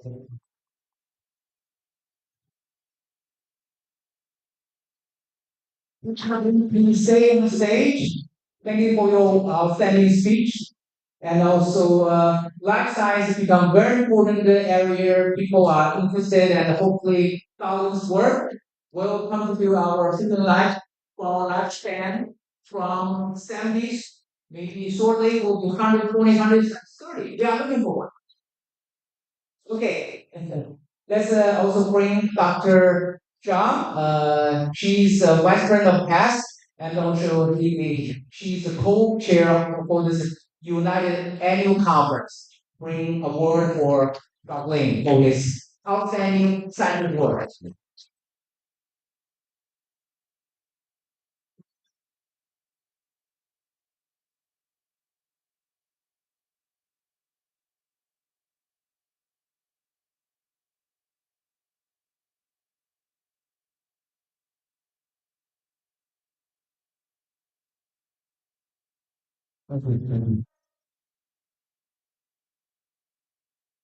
Okay, we will see that. By now, we have more exciting speakers. And next will be Dr. Chen. He's a fellow of the National Academic Institute, also a Jiangkou Distinguished Professor of Duke University. He serves as a principal investigator and the director of the National Science Foundation AI Institute for Aging Computing, leveraging next generation network, and a co-director of Duke Center for Computational Evolutionary Intelligence. This research group focuses on innovations in emerging memory and storage systems, machine learning, and neuromorphic computing and edge computing. Dr. Chen has authored over 6 600 publications and hold 96 US patents. His work has received widespread recognition, including 40 fast papers, poster awards.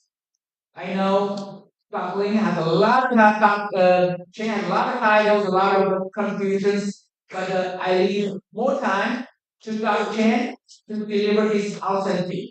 Let's go, Dr. Chen.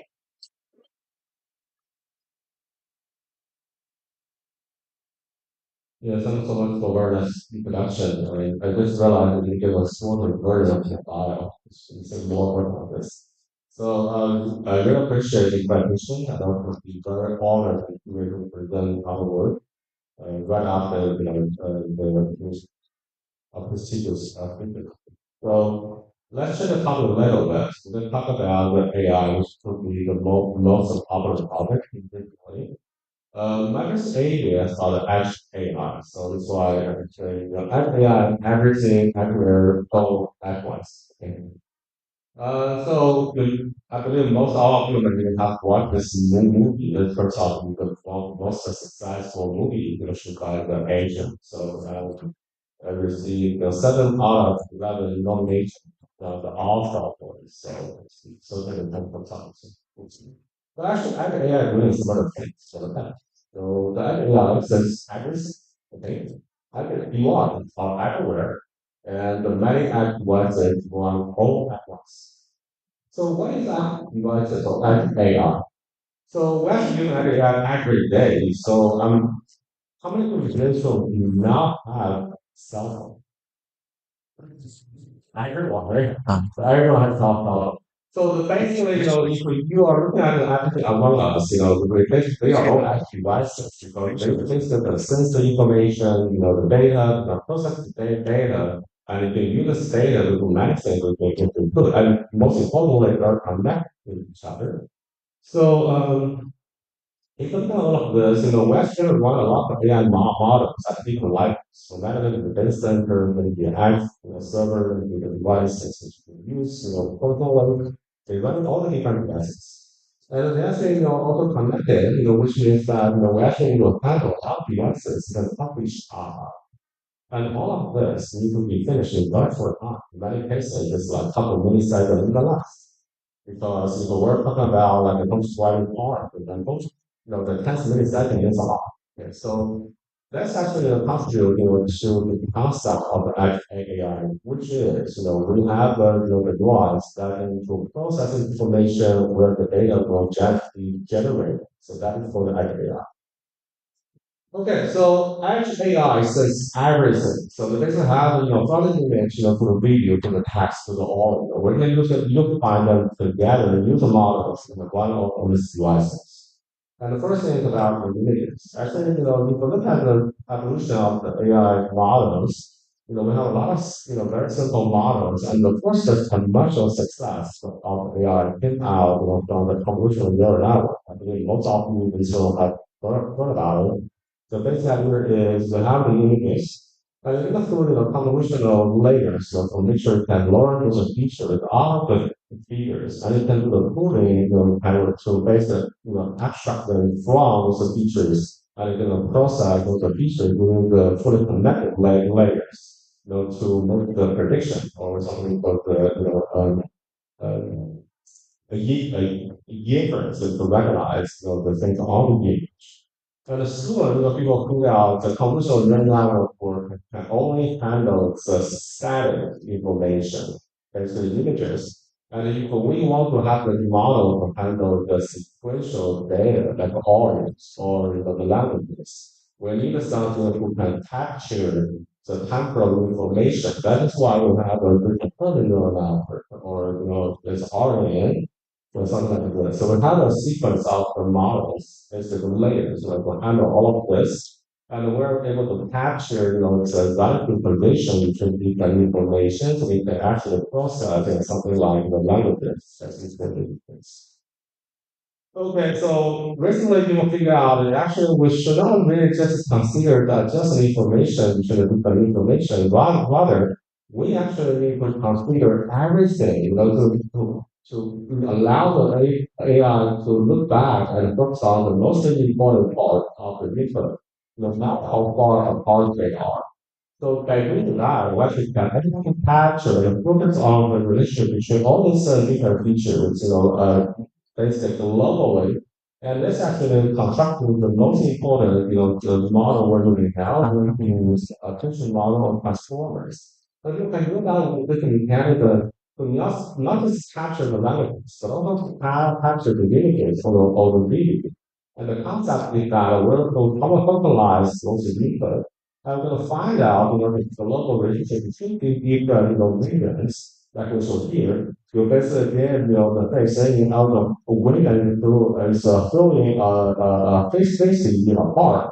And actually, we're able to capture, the region representing, the face-facing, and we're able to actually, construct, the description of those images saying exactly something we're doing this.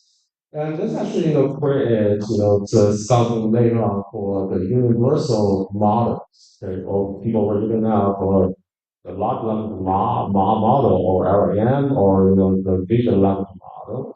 And they're able to not just try to handle the languages or the unit or regions, they can handle all the different type of the data simultaneously.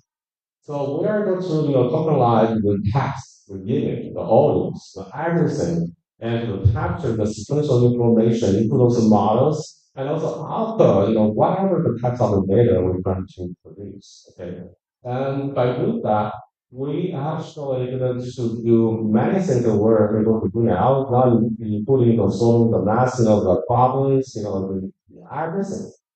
So turns out, that's has become very popular and you've heard about all of this. But still, if you look at the ability of these models to handle these type of the data, we call them multiple data, we still try to understand, how this behavior of the model relevant to what human brain are doing. So let me give you one example. So the human actually can, actually play, second and the form of social engagement matter from the continuous, audio video users. For example, if you hear one song, you can pretty much, realize or remember the one, scenario which you measure with the partner where you are or your husband, and it's a song. I remember, actually I attended one conference in New York. I remember, this map. Wait a second, were you really able to do this? How can really, figure out that's not the link back to your memory, and you can do a search, in your memory and find out that thing. Okay. So the AI model actually should be able to do the same thing. But what AI model is able to do, to do this, and how that link back to the mechanical memory influence. Okay. So that for, the actually the struggle for the structural integration and the plus matter report. That's what we're going to use in the AI model to somehow construct those relationships in different types of projects. So let's look at this.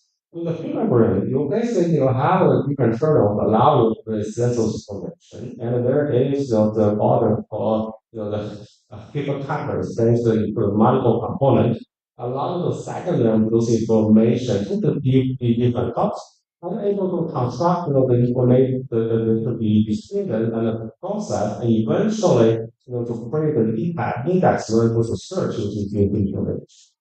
So let's say, what a weekly, or something we call the hypermapper. That's actually the AI model, which is a mimic the behaviors of the doing the human brain process. So first, you have a visual and input. Visual input and the author input. And you actually get to read those information and chop them into the different seconds. And remember, the segment is not just chop random. You basically trying to figure out if you have a sync chain or consistent such as example, suddenly, the video chain, the background chain, or, you hear about a song but you become quiet or silent, that's, the sync chain. Then you can drop those. And then you have to generate a cross model picture, trying to do the cross and chat and think that we need information. And after that, you're going to have something called a short-term memory, which is an instance of the memory. Okay? So how do you consolidate them? Because there's so many redundancies between different memories. So that both you hear about similar songs. You don't need to report every single instantiation of those songs. You just need to report one. and you're able to repeat the units. So you have a feature, SAS summary versus the same kind of SAS summary, which you actually eventually store in our larger file. So the feature summary, you put all the details, all the different formatting of the data, all the different types of data. But abstract, the syntax of the summary just to give you highly abstracted information with just some languages, which can tell people something. Remember that the one concert was one song, and then the script is such and such. It's a very high level, it's a very little search, it's a very low voice of okay. Now let's come to search. You can have your current one song, and you realize I hear this beat, I heard this beat before. You are not going to really search all the details that you need of.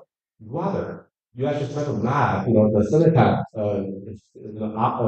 abstraction or the memory that you try to match, very simple detail as many as you could. And to do a quick search, you manner to find out. And if you fail, you understand, the section of very high level abstract information will not be giving you sufficient detail to search. To link, something you really want to search, and you have to go to detail to search. If you look at, how is a large model doing this? That is something very similar as human brain do. If you hear something, you actually you should do to try to match one to something you memory do the quick search. If you couldn't, then you think again and again to figure out what's the information I have. Do I really need to do something else, or you figure out, oh, I hear this one. The last year in Milder, I worked on a trip with my wife and hear this. So that's actually how a lot of models can do. And this one, how this is similar to the human. So the next time people tell you saying, there's no explanation about LLM or something, which I tell them it's not true. So the random mechanics you're moving out, you really can find out it's a motivation of biological psychology or the research everything. Okay. So after the some results showing that actually, that because you have a section, two or more language search, you actually achieve better performance, higher accuracy, blah blah. That was you can talk about generative AI, right? So generative AI, you can start with some noises, and you have to give some constraint, really diffuse those noises, the drifting from beginning, and then for the construct of the unit of the videos eventually. You're going to go to a lot of different variations, and for each iteration, you're going to become closer to the fact of which you want. So how are we able to accelerate this? Actually, you will find out, mathematically, there's some steps you have to kind of skip because it does not really give you much different, cycle by cycle or different regulation. So you can, bypass it by predicting what it will next. And by doing that, you actually accelerate, the whole data generation process by a couple of parts without really sacrificing the quality of the data. That's another thing technology we're going to do to make sure we can speed up the whole process with every single information. Okay. So, but every device is everywhere. So, which means, for everything which you can look around, we have a lot of computing unit. We're going to put a lot of data, you need to have technology. Even, you may not be aware of. For example, the Tesla. If you're driving the Tesla has a lot of added computing component on it. It's going to put a lot of data simultaneously. It's just because you do not realize it actually is actually but not even talk about the blocks or buttons and such. But with all of this, the need to handle large capabilities in the thing like this. It can be a very powerful IDPs, or can be a very small and very tiny, a microcontroller. Okay. So you want to make sure the models, which is very large, want to be very efficient. Oh, so what could we do? There are a couple of tricks that actually people have to work on. The first one is the closure. Because if you look at the neural network, people actually do not realize the neural network have the very spots, which is a lot of connectivity in the neural network, which we call the selective widths, are close to zero. It's play very little impact on the output. If you have anything is zero, any input comes zero will be zero. It will not be compute, it can be moving. So that is something to include. Another one is the quantization because this neural network is such a redundant structure, so we do not really need to have a very precise the representation of all the data. To have very high cost the presentation which we call the fixed point or it's a quantized value. You can have only 4 bits, or 8 bits, to represent the whole floating point of that. This is not another trick we can go for.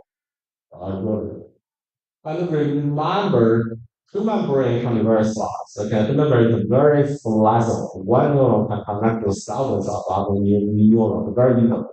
But if we're designing the chip, we cannot do this. Cannot really, connect one dot with the other dots. In this two-dimensional plane, with the round wires. So you actually need to clone everything the structural way that you have very dense block, but you have many, many blocks. You either clone the whole block to be zero, you keep it be very dense block. That's why for the structural component, which proposed by my group a couple years ago, I studied the thousands times, 3,000 so that's a structural pulling bullets. You basically to pull the neural network either by layer, block by block, or kernel by kernel to make sure everything will be mapped down to the chip, running efficient. And more than that, go back to what we discussed, the large, if you think about logical information as well as the larger model, there is another sparsity which is come from the attention. Because the model's attention is usually concentrated only on the small number of limited tokens what is related to the task. For example, you will want to say, this actually, the rubber wear the clothes, and they say, what color of the clothes is rubber when rubber, wear? If you give a question like this, and sort of process this immediately, so the larger model will actually going to generate the output, close to the close of this, rubber, and you know anything else.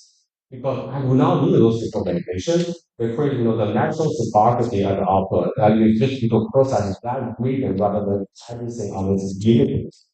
Okay. So eventually people figure out there are so many tricks. Okay, you're not going to handle all these tricks, schooling, quantization, sparsity, everything. You cannot do this. So people came up with a very smart, idea for the natural neural architecture search to automatically store the efficient but also type of the EN model create with a very different class. We give them the data and you actually give a large library of all the tricks you can play with, no matter the topological, it could be, the different, coding, quantization method, or, the different structure. You just, randomly pick all of them and try to find an optimization process to eventually give you the best structure of the neural network in this particular, for this particular task. And by doing that, you actually just let the computer do all the work. You say, I want this, develop one model of this with all the training data. Can you really give me, any models which can suitable for this with a minimal cost, no matter the managed consumption, structure size, and such and such. And the computer will be able to automatically design this and give you the kind of. So not human will do this, so my machine will design this. And this actually one example to show where it can run on a large language model, language model, on a very tiny microcontroller with only 256 kilobyte actually. What does that mean? That basically means, this actually the memory just can all simply hold, the 10 Kindle games you will play, the 35 years ago. That is the memory. Without being a very powerful computer. Okay. But many devices can run this act all at once because you have many devices. You need to actually not just communicate with each other, but you train the model simultaneously, the process the data simultaneously. How do you so one thing that you will realize, since we're going to share a lot of the ingredients in the data, between different devices, you have to naturally follow some key solution which you can, mathematically describe. In such a case, you don't really need to, try for any raw data between different devices. You just transfer a description of the distribution of the data. So you just follow the Gaussian distribution, and this I think a sample to this on the left side or right side and such and such. And by doing that, you can statistically restore everything on another device, and to perform all the combinations. So we can mathematically prove that, to give you very, the high robustness on the model training by doing that without really transferring everything, from one method to another. So you just say, that's a distribution. You just restore the input from not others. And you can even more aggressively, this is one paper showing that you do not need to transfer anything, you just give the mask. Basically to randomly mask this neural network saying, I want this weight transfer, and not that weight. I want this connection to transfer such and such. And by doing that, you can actually, the lab, the neural network on that side will install the neural network and running on the okay. So that's be very aggressive because you basically just transfer a lot of very one, and eventually you'll recreate the model on another, to personalize or adapt to the different adaptation on. So and by doing that, but one is that you basically need the local update or the training of the model because if you are designing all the models, but for example, the professor, the needs, may use the same apps in a different way because you love the flower. For example, you want to take a lot of photos of the flower, and the average, maybe I like the cars. I want to take a photo of the car. You have to really customize the AI model for different. Even you're using the same text, same model. How we can do this? Yes, people say we could reach the model, but you can see people are coming to better than this. Go back to the large language model. Better how many visual, have views like a chat to view of I of this. And they have my all created. Did you realize actually you have to give the prompt, the context to the area to do that one. When you teach based model what I want, they can give you the rest. But you can look at this. This actually can put the input to the prompt and the prompt tuning. So this is you can add an additional prompt to really change the behaviors of the larger model and make sure the model will generate the optimal one. Is that right? Yes. So you do not need to train the model or change the model. You just need to add additional prompt. And that actually going to fine tune the model to the state which can support your needs. So that is for the prompt tuning. You can train the model at the back box. I don't really know what's inside, but just giving the prompt to the model, so eventually I can fine tune the output of the model to the region which I want, the great function of the model, so they can really customize the figure of the model for the different output for you. Okay, so we're doing that. We actually, successfully demonstrated that we can run very large, the larger model. It's a lava, the 7B, the 7 billion parameters on that one. And you can run it on that one. You can customize the behavior of the model for something like that. So you can really, adapt this model for the individual user's needs. And what a good one now. So now we are able to use AI to control the IoT devices. This is one example to show our students in the lab. They are in a class. They basically build up the hardware and then they have an interactive, the interface with the AI agent because I want this temperature. Can you give me the temperature? And the AI agent will be able to connect this microcontroller to the sensors, read it out automatically the answer. And actually, they have AI agent can really design the whole station saying, I want to design a temperature sensor, give me, the temperature sensor supply, every 5 seconds and such. They actually can tell you which power you need and to connect them together and also perform the use of these devices. I'm going to do more than that. Yes, I'm going to show you one video about how the AI can design the neural chip. This video introduces the Auto EDA demo, showing how a natural language request triggers an automated RTL to GBSI2 design flow. The client starts by detecting available EDA service, synthesis, placement, clock tree synthesis, and routing. Just tell people what you need. A single query to run the whole flow on design devs using the PDK45 technology, with specific parameters applied in the workflow. On the client, an SF2 trained local model interprets the query, identifies the required tools, and extracts key parameters for each stage of the workflow. Then it packages the request and forwards it to the corresponding server in sequence for execution. First, synthesis is executed. The server generates the necessary TCL scripts by filling in template variables in the extracted parameters. The generated TCL is then executed via Synopsys Design Compiler, streaming real-time logs and monitoring progress until completion. When synthesis finishes successfully, timing area and power registers along with the TCL, log files, and synthesis results. Next, placement is run with the requested settings, tracking progress, and writing floor plan and placement reports. Placement completes and the reports are archived with the run artifacts. Similarly, clock tree synthesis and routing are executed in sequence, each generating reports, logs, and final results in the workspace. The execution results from the servers are sent back to the client. The user can review the execution results and logs using the paths displayed in the client response. This concludes the auto emulator demo. In our life, so basically just the student just come, I want to design or microprocessor is running on this and the functionality can have the automatic design everything from here. Okay, so there are a couple things I want to talk about. So number one, AI can generate the data. And number two, AI can generate model by itself, automatically design.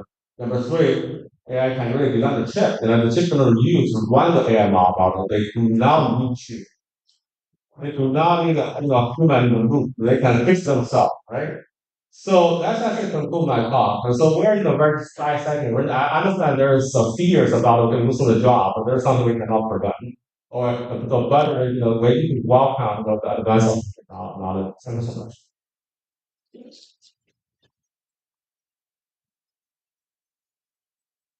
Nothing for one more speech. Yes, he said, yeah, I know AI is not topic and a lot of people has interest in academic exposure in this area. You know, you want to learn more from Dr. later today. Let's bring Yubin.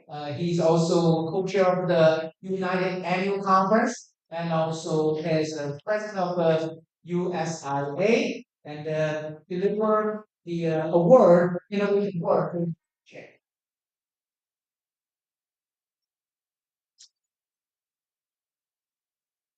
下面这个就先暂停了。还有一个人，那个人他不想播，看到他，他不想播。Yeah. Not a one call. Not a phone. Try to learn more from Gao Chen. Okay, let's move on. Next speech is Sarah Long. She is in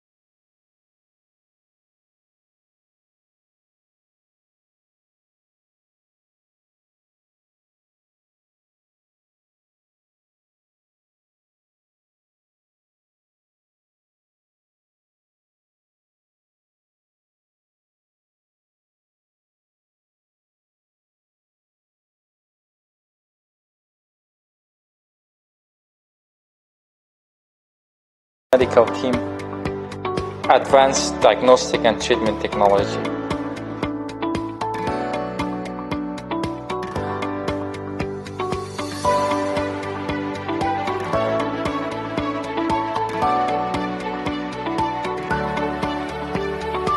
Help with high-end commercial insurance and direct billing.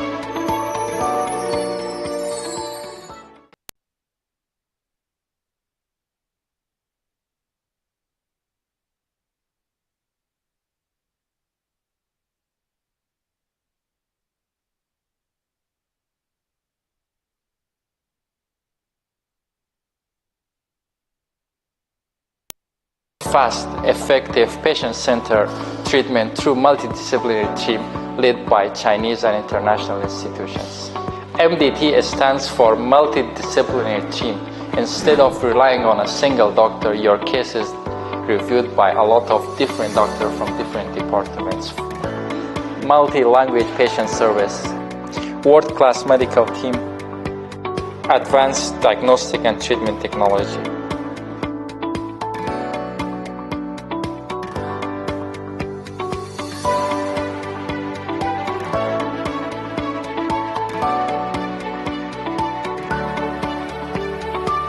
Help with high-end commercial insurance and direct billing.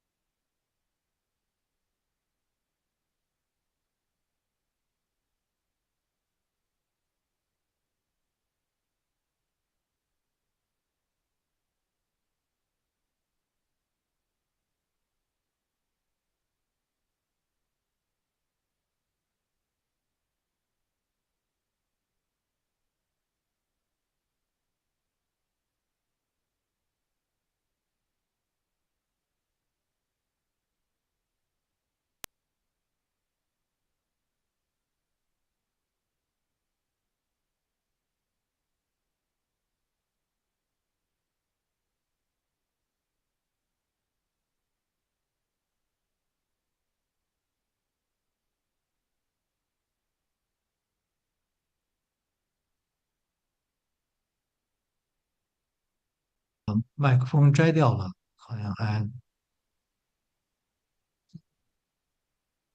现在可以了。哦，可以哈。嗯。哦，OK，我现在可以听到。啊，我可以听到。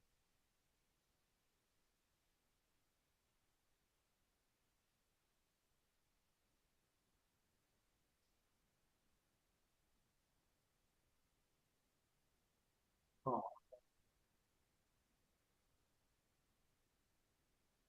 嗯。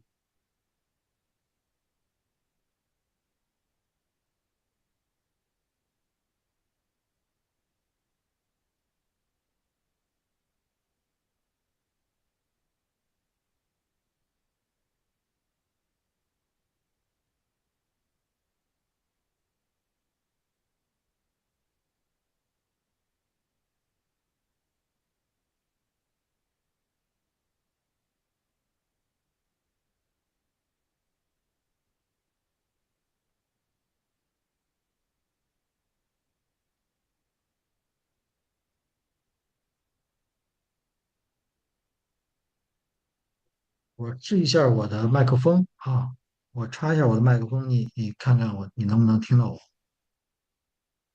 我试一下。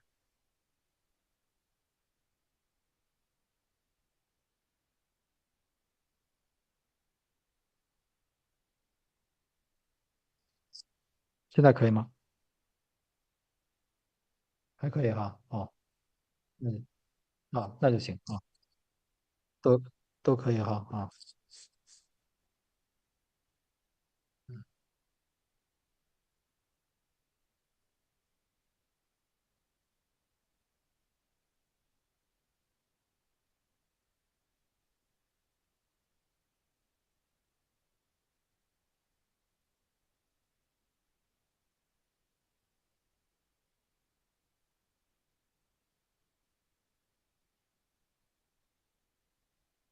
可以试着 share 一下 screen 吗？还是说得这个你你得给我这个权限啊？嗯。嗯。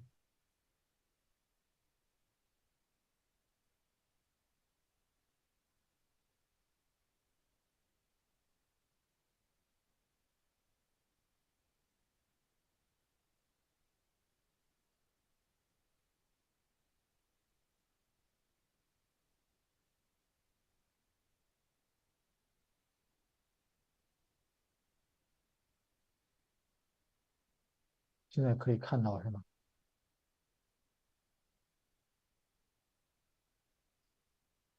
我现在换成了我的 title，能看到吗？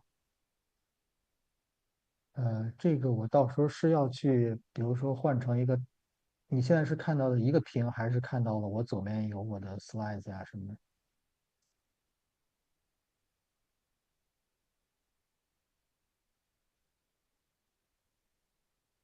就是我需要用我这个 player 的这个 mode 嘛，就是，呃，现在现在你看的是全屏是吧？就是这个 slides 的全屏。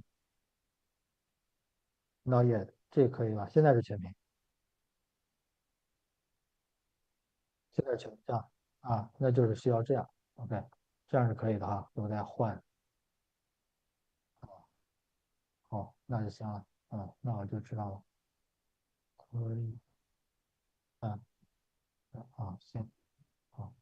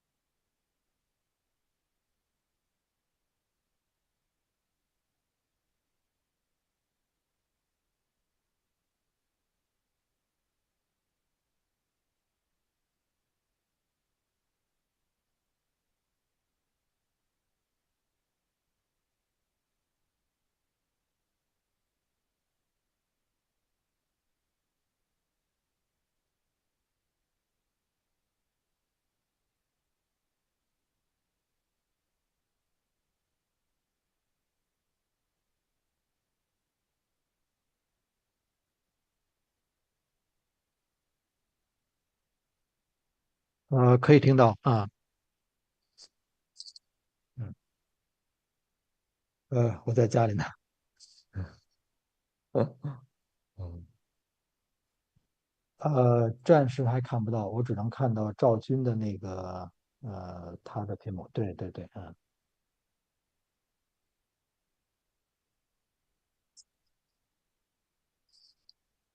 这也还可以哈。行，好的。嗯，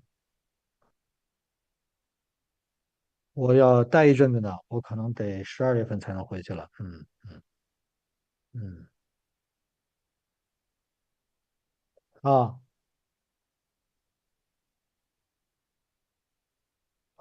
对对对，我跟仲航聊了的。嗯，OK，嗯，啊啊啊啊，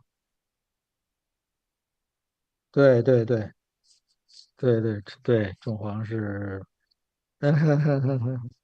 真是，嗯。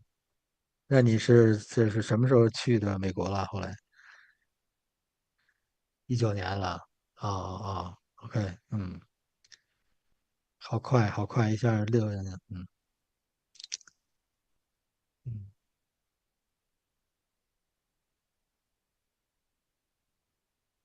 嗯嗯嗯嗯嗯，啊，哦，那挺好的嘛。嗯，对，是是，对，我觉得现在，对，还不错，还不错啊。你你还没有来艾瑞看过是吧？你倒是有时间可以来。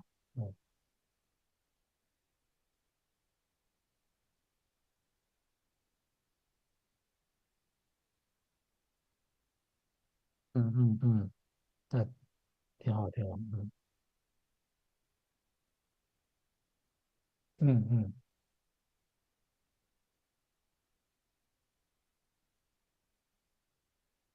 对对对，真是有机会来艾瑞看一看。嗯，挺好的一个模式。呃，我觉得现在这个就是好多原来都是病人从中国去美国嘛。现在看到了一个回流的趋势，就是美国的病人想来中国参加 trial 啊，去用一些实验性的药物。因为的确是，就是说中国的就是近几年这个制药的确是发展很快。很多新药的 trial 其实在中国是有，但是在美国没有。我已经碰到好几个病人，就是在美国已经没有方法，有 MD Anderson 已经告诉他说没有可选的了。你去中国吧，中国还有这个 trial 可以试一试。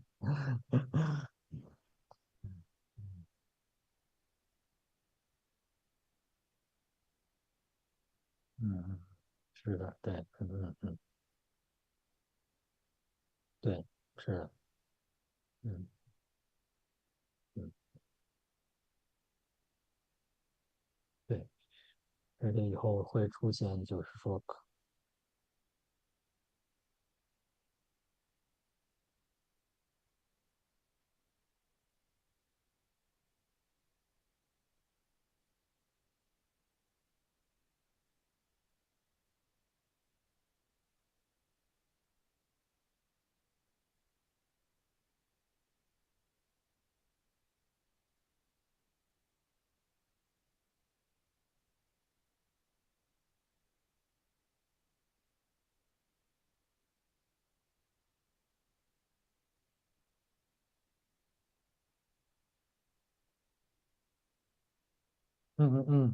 OK，就是这儿。啊，之前OK OK，OK，啊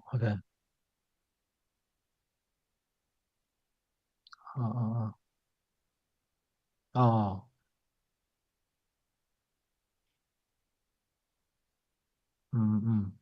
真挺好的，你们这个会办，嗯嗯嗯嗯嗯对，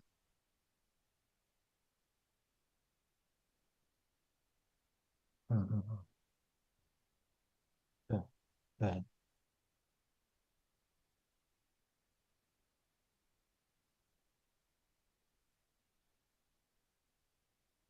是，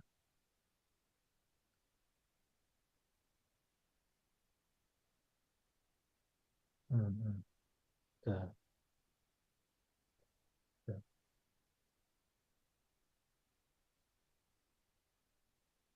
呃，是，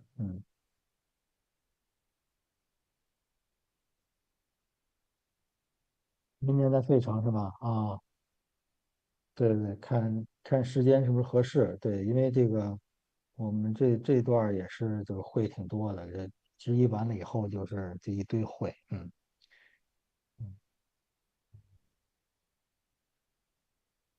对，高峰，对，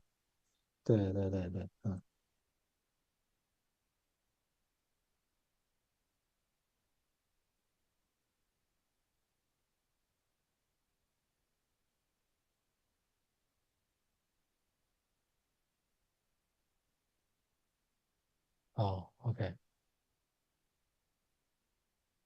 行，没事儿，嗯，没事儿，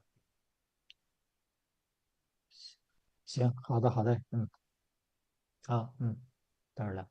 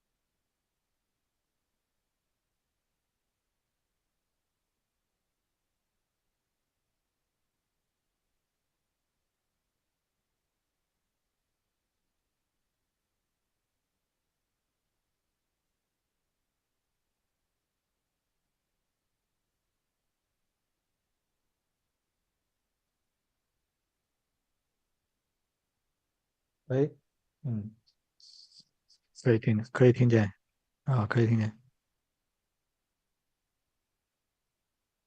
好。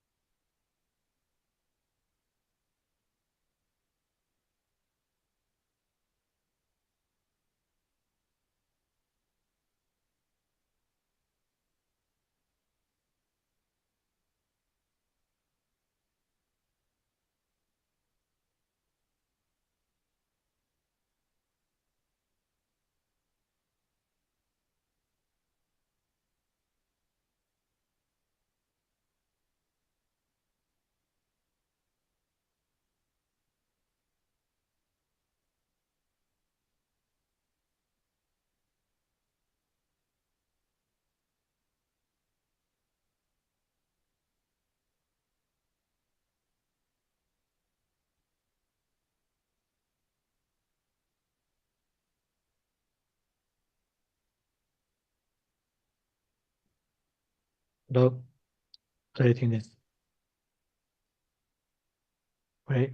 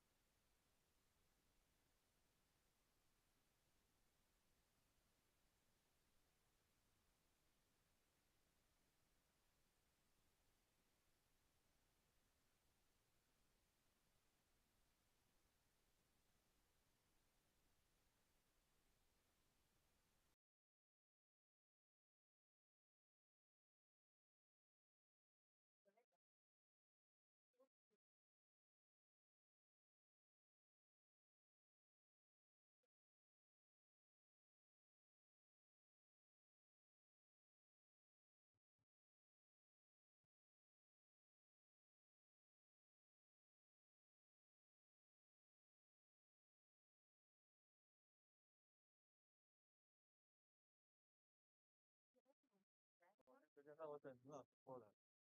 你去和我们快点，他叫我刚叫了，他可能不知道在哪。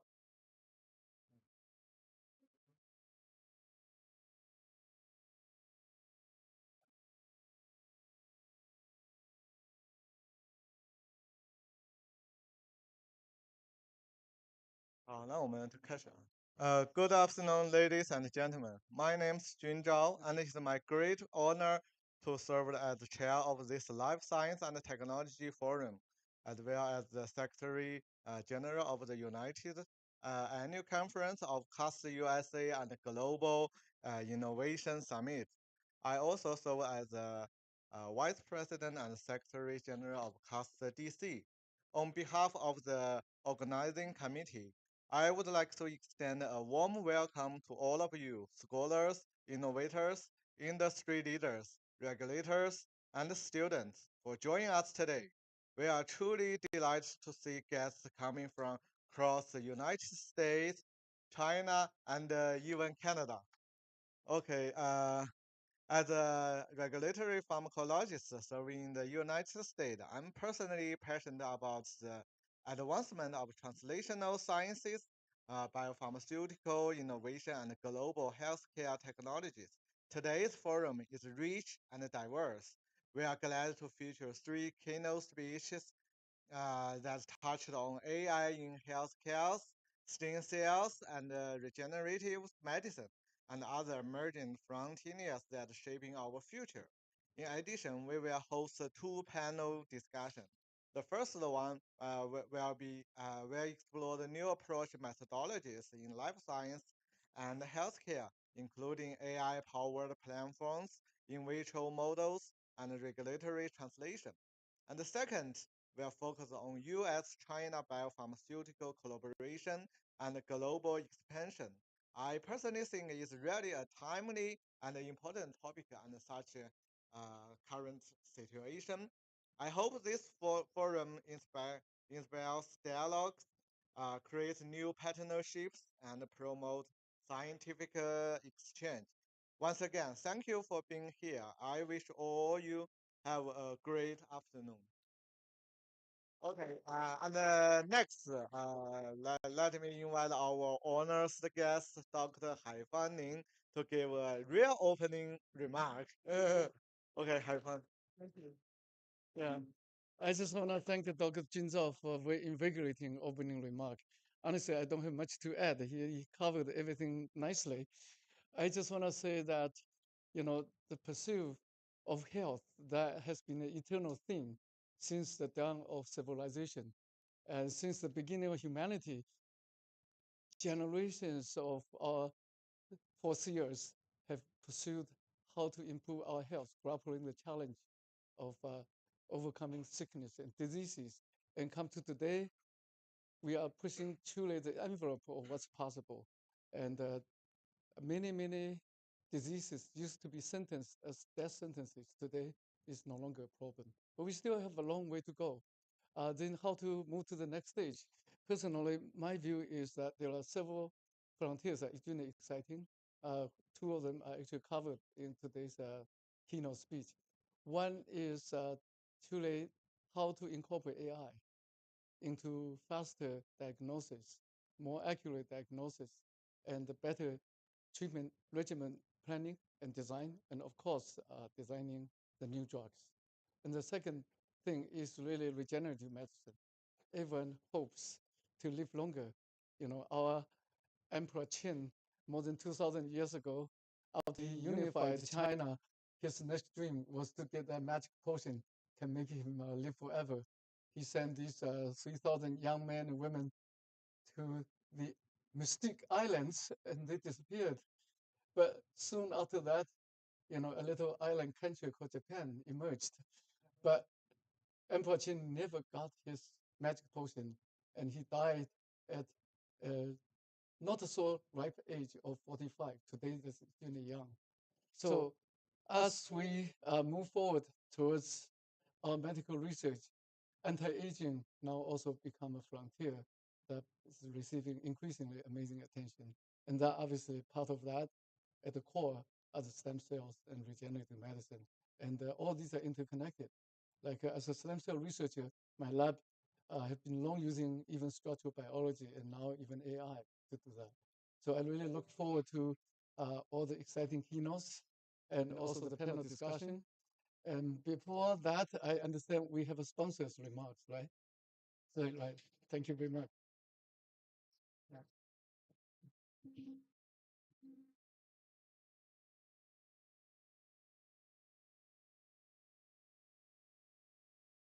Thank you, Dr. Lin. Thank you so much. Good afternoon, everyone.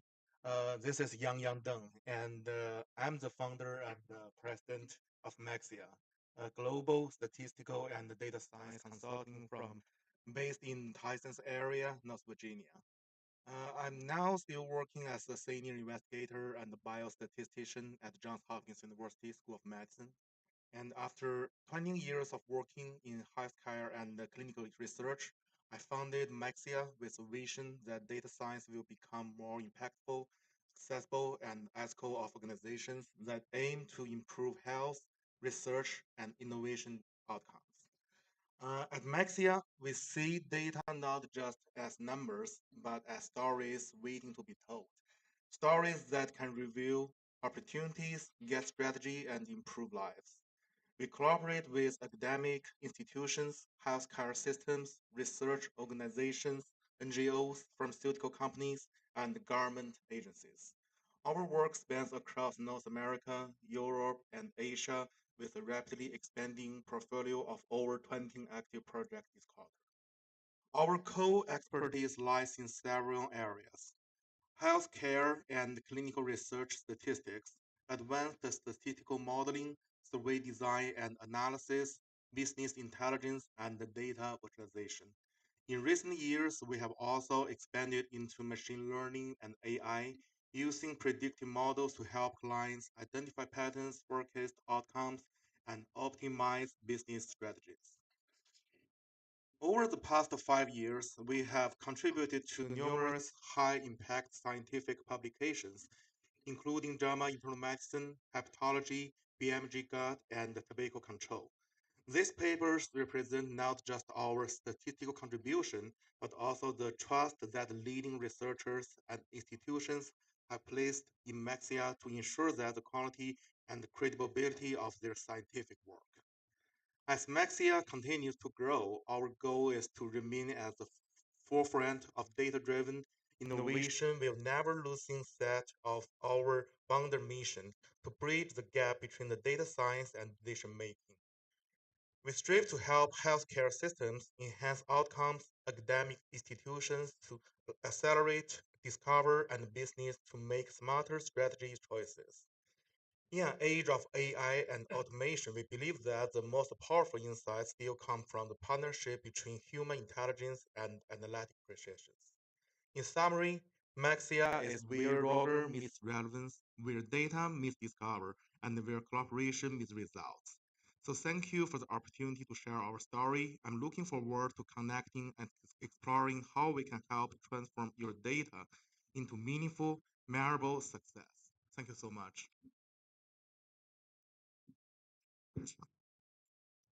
Thank you for our sponsors. I'm also the co-chair with Jean to host our life science and healthcare session. It's a great honor. I come from Philadelphia, and next year we will host this event in Philadelphia. Okay. Our next sponsor is the Arian Cancer Center, which in Beijing. They sent us the video to promote their company. Let's watch. For fast, effective patient-centered treatment through multidisciplinary team led by Chinese and international institutions. MDT stands for multidisciplinary team. Instead of relying on a single doctor, your case is reviewed by a lot of different doctors from different departments. Multi-language patient service, world-class medical team, advanced diagnostic and treatment technology.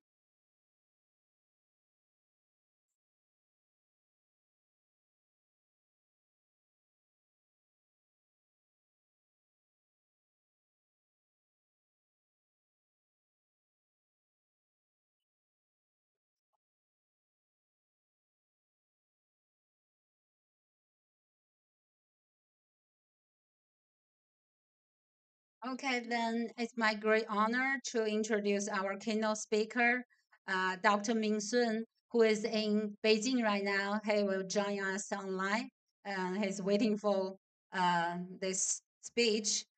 He's a distinguished oncologist and hematologist at the University of Pittsburgh Medical Center and the Chief Medical Officer at Arian Cancer Center. Dr. Sun is widely recognized for his groundbreaking research in biomarker discovery and the use of artificial intelligence in oncology.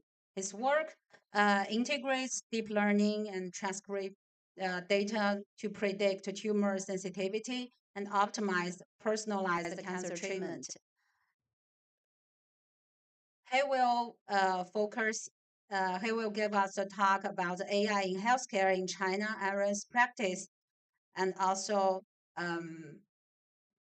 okay. Join me to welcome Dr. Ming Sun. Thank you for the introduction. Let me share my slides.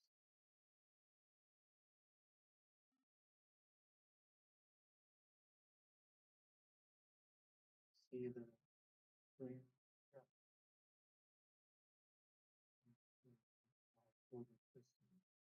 Okay.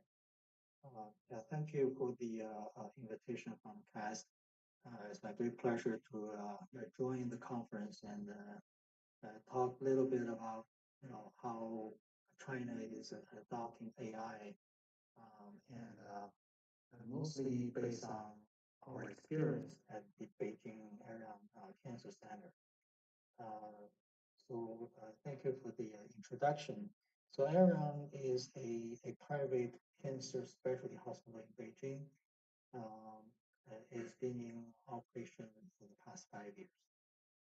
So we use this multidisciplinary team model and evidence-based practice to make sure that we provide patients with most updated treatment plan.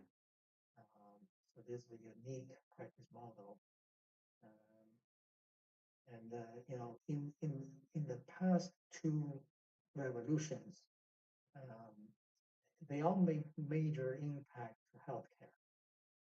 The industry revolution introduced a lot of new equipment and instruments.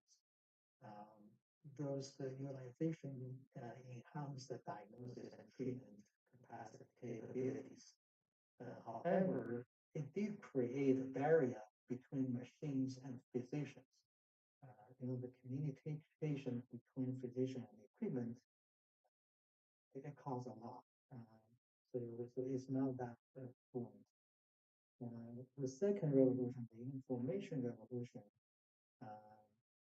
with the adoption of the electronic medical records and the big data analytics, really improved efficiency and disease understanding. However, physicians became data inputters.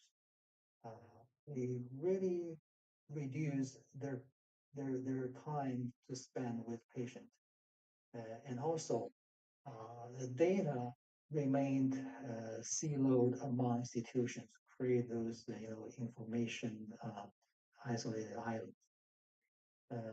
With the incoming AI revolution, I think it's going to be an AI revolution. We're hoping will make some better impact in healthcare. Hopefully, AI can strengthen the communication between machines and humans. Hopefully, it can automate documentation and reduce physician burden.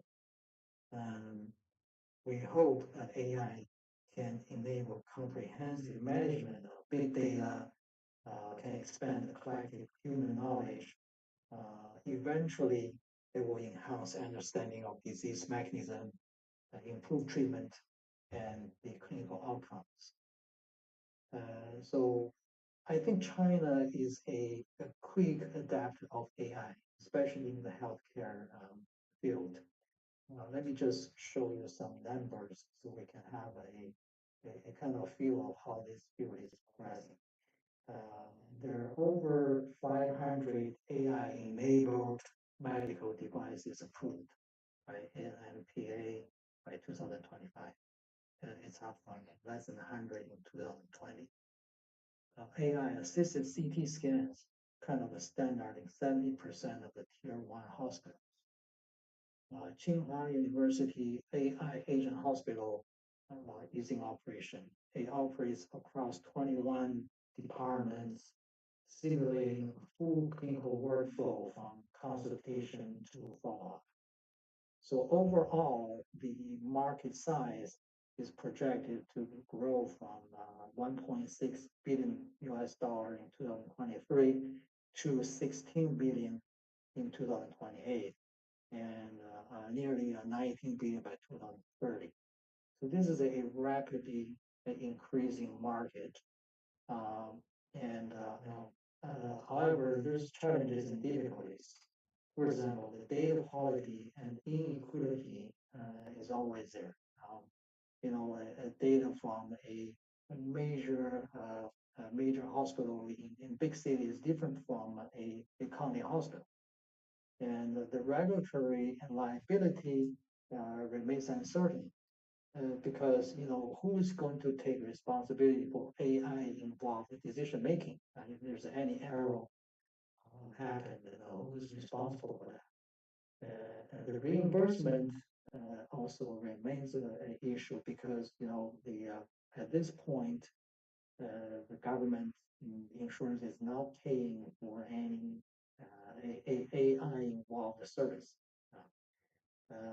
And this is the last thing, the least thing that worries me is over reliance on AI leading to potential physician de-skilling.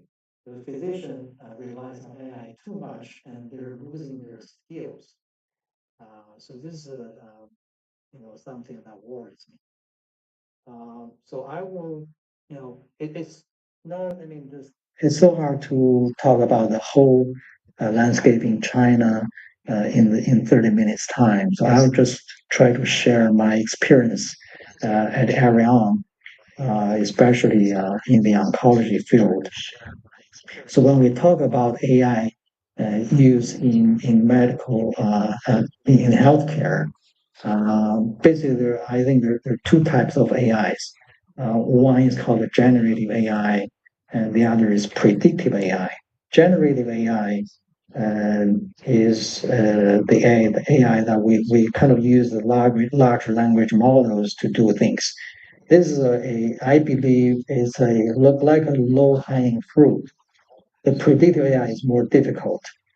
In the generative AI field, it can help us to simplify medical documentations and also generate some patient-facing materials. For example, a patient can understand the technical language of medical records, but we can generate a layman's version of medical records for them to read. It's easy for AI to do that. We can also use AI to aid clinical trial design and kind of match patients with different clinical trials.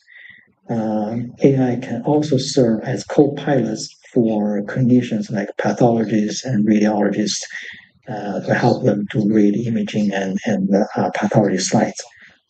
Predictive AI is using the large data set with machine learning and deep learning models to support cancer diagnosis, support drug discovery, and enable biomarker discovery and eventually creation of the digital twins. So last year, the end of last year, there's been a kind of an explosion of large language model. How good can they do? At Arion, we tested whether large language model can encounter real cases from our clinic. So we organized a contest between the large language models and our human oncology teams. I also participated several similar contests organized by other institutions. So I was surprised by how good large language model can be. I was surprised. But I do realize that there are problems and issues related to AI. I'll just share my thoughts here. Compare the large language model with a human physician. Usually, the AI can give you a very comprehensive answer. Sometimes too much. The physician usually give you a deep experience-based understanding, and their answers usually just cut to the point. So I can just by reading the answer and tell the answer is coming from the AI or from the physician, because the AI answer usually is a large one-page answer. The physician answer is about 2 lines. The AI can handle this repetitive task very efficiently. human beings tend to have their advantage of handling any uncertainty and nuance. If there's ongoing things during the whole process, the human physician tend to handle that better than AI. AI can generate empathetic communications. They can mimic human being well, but the human physician can really provide authentic human connection. They can share their feeling, they can share their experience with the patient. So it's a real connection. The AI tend to produce hallucinations and create fake references. This is a big problem, especially in healthcare. The human physician, they're capable of judgment and accountability. So, I myself, I seldom use any of the general large language model in medical issues, just because of hallucination. I only use open evidence if I need to use, because it at least give me a real reference. There's no fake references created. So that brings us to another issue. When more people or physician is adopting generative AI, if they don't continue to think critically to try to improve themselves, they're going to lose their skills. They're especially for junior physician or medical school students. There's a paper published in New England Journal of Medicine this August. This diagram is showing the learning curves of different group of physicians. The first one represent a attending who already finished the training and in a successful career. Their skill is on their way up. They're becoming an expert. The second curve represents probably a resident or a fellow. They already have some experience, but still in the learning process. The third curve represents a medical school student which has not built up their solid data knowledge base yet. This red line, this yellow line represents when they encounter the AI. All the groups, all of them can benefit from AI, which can enhance their ability. But if you don't continue to use your critical thinking, you're going to lose your ability. Even you're attending, your learning curve can become plateaued. You're not going to improve anymore. With a junior physician like a fellow or resident, you may become de-skilled. You're arrested. Your development is completely arrested. And for medical school students, it will be even worse. They haven't had a chance to build up their skill, but they're losing. So that kind of a dilemma in our daily practice, when the young physicians adopting AI, more than their mentors, more than their preceptors, what do you do? How can you make sure when they're using their cell phone app, seeing a patient, they're using their own critical thinking, not just relying on AI telling them what to do? So that will be a ongoing issue, and hopefully we'll find a better solution. So these studies showed so-called AI literacy among healthcare professionals in China. They compared, the physician and nurses. So we can see there's a good awareness of AI, but there's a variance, a big difference in terms of actual usage and training. Seems the nurses has less actual usage and training compared with physician. and there will be a regional disparity in China.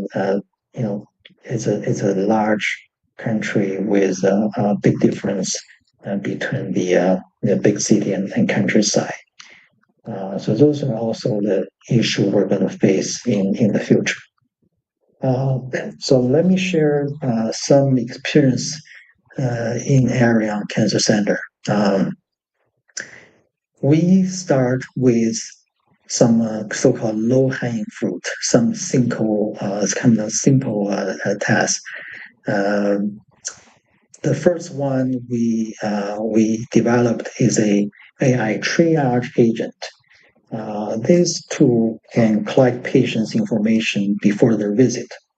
When in U.S. Or usually will be asked to fill a form before you go to see the doctor. But in China, there's no such a thing. You just come to the clinic and talk to the physician. 5 minutes, you're done. But we try to make this process better. So we kind of start taking patients' information before they come to the visit. Especially for us, we see a lot of patients transferred or referred from other province or city. They bring a lot of records for their previous treatment. It's so hard to review everything in a short period of time in the clinic. So we kind of create this to help to make this process more efficiently. And we love it. The physician love it, but the patient actually don't like it because we create one step they never seen before. They're not used to this. So we're trying to make this process easier for them. So we're creating one that can communicate them verbally, can use the voice recognition system, actually talking to patient to make this process easier for them. The second one we create is a rounding co-pilot. This is a voice recognition app that the physician carry with them all the time. So during their rounds on the floor, this co-pilot will listen to their talk with the patient and produce a progress note automatically. It can also integrate all the vitals and labs, kind of create a progress note for the physician. It saves them a lot of time. So we have very good adoption from our physicians.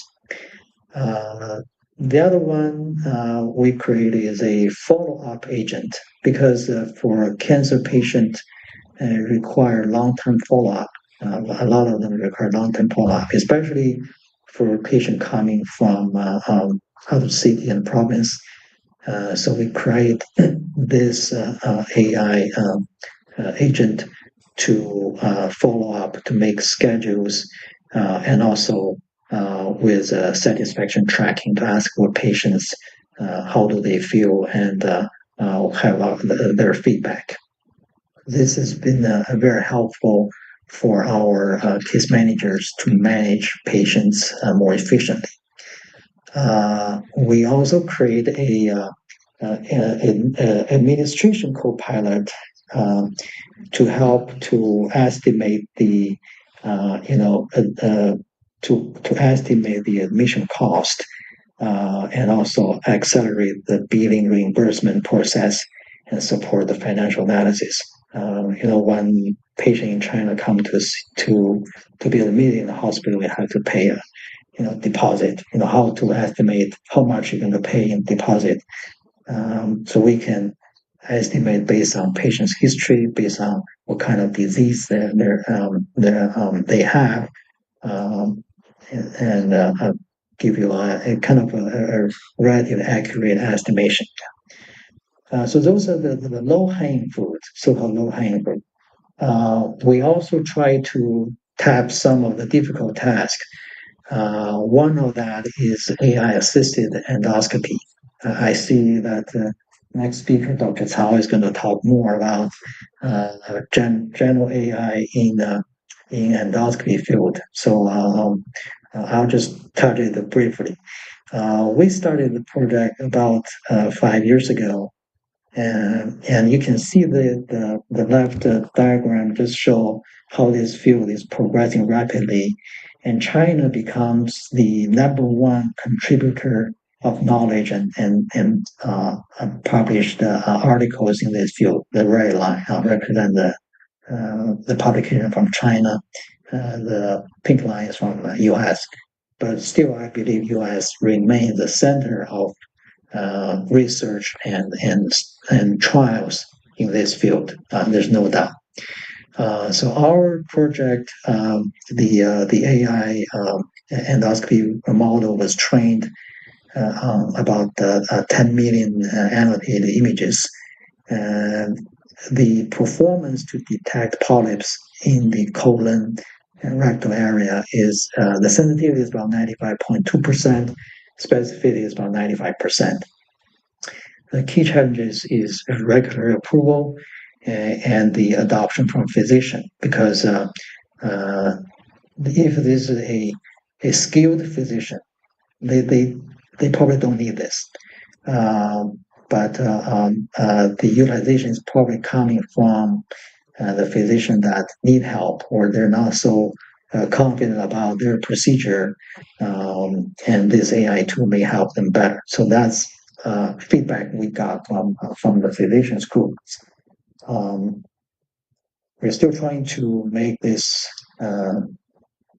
product easier to use. Yeah, basically, I think when you try to create a product, the user's convenience, the user's feeling is the most important thing. Another project our IT team that worked on is we partner with Yihe OBGYN hospitals to create a AI-assisted fetal heart rate monitoring. This AI tool can achieve performance at least the same level as physicians, definitely better than nurses. So in terms of the abnormal signal detection accuracy and the graphic reading accuracy, the graphic reading ability, they even outperform the OB/GYN physicians. So overall, the accuracy can be 91%. We have very good feedback from the physician. They think when they use this on the floor, this system can issue warnings and alarm very efficiently. It helps the physician to manage all the labor used on the floor. They can liberate the nurses to do other things. Another field I want to mention is digital pathology. At Arion, 100% of our pathology slides are digitized. So we scan everything and save it for more advanced AI-driven image analysis and data sharing. So I think in China, the digital pathology is a field that's evolving very quickly.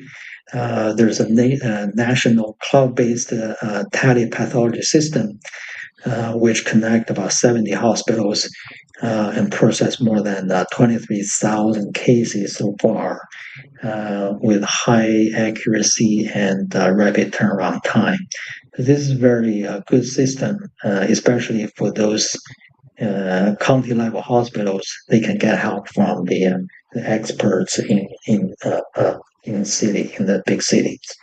So we're not using AI for pathology diagnosis yet. I've been seeing a lot of projects ongoing, but we're mainly trying to prepare ourselves for a future model that we're building. That will be our own AI agent.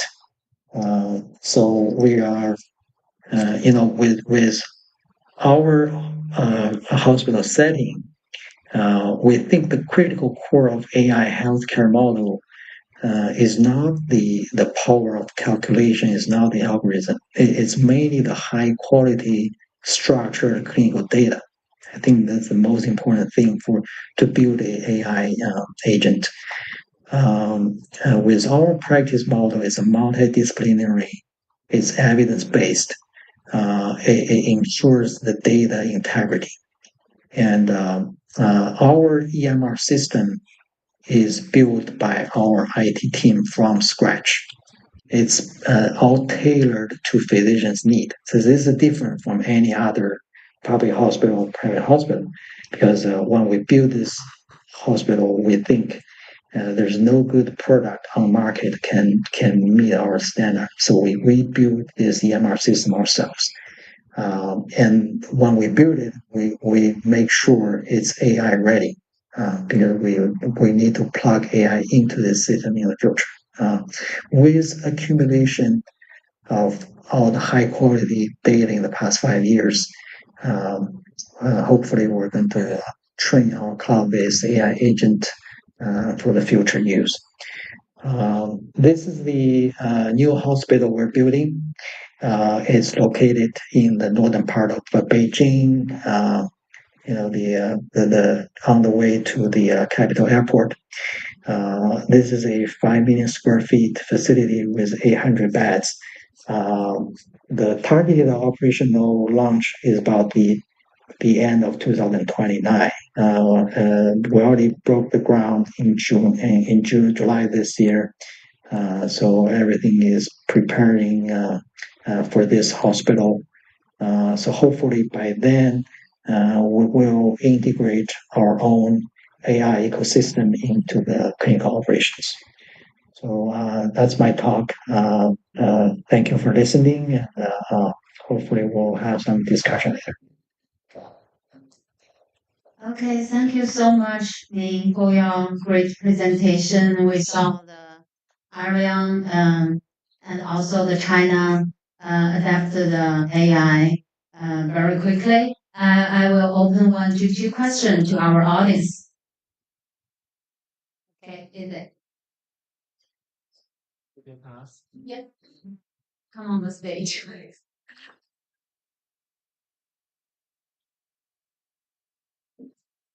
Thank you, Dr. Chao. A very nice talk.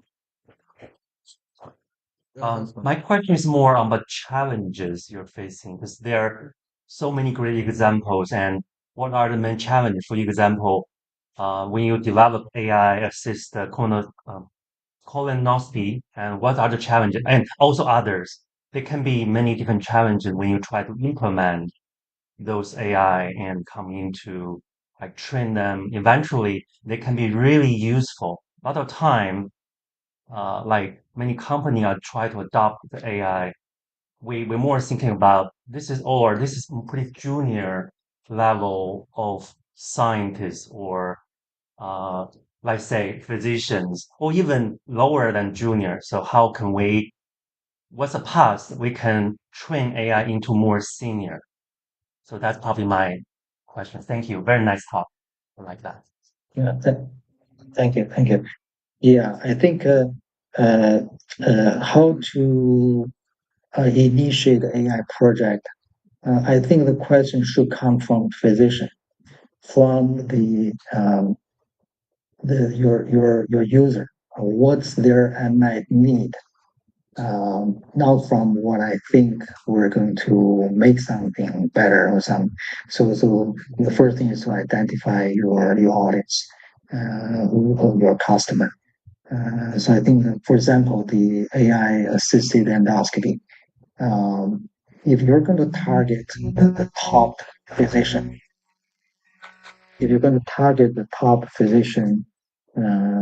I think at this point it's not going to be very successful because they don't need it. The ability of AI has not reached to the expert level. However, you may help them to make their documentation easier. You can use AI to manage all the image and make it more organized and easier for them to find a clip for teaching. For example, for example. not tell them what to do. You become their assistant. So that's for the high level physician. For some people that in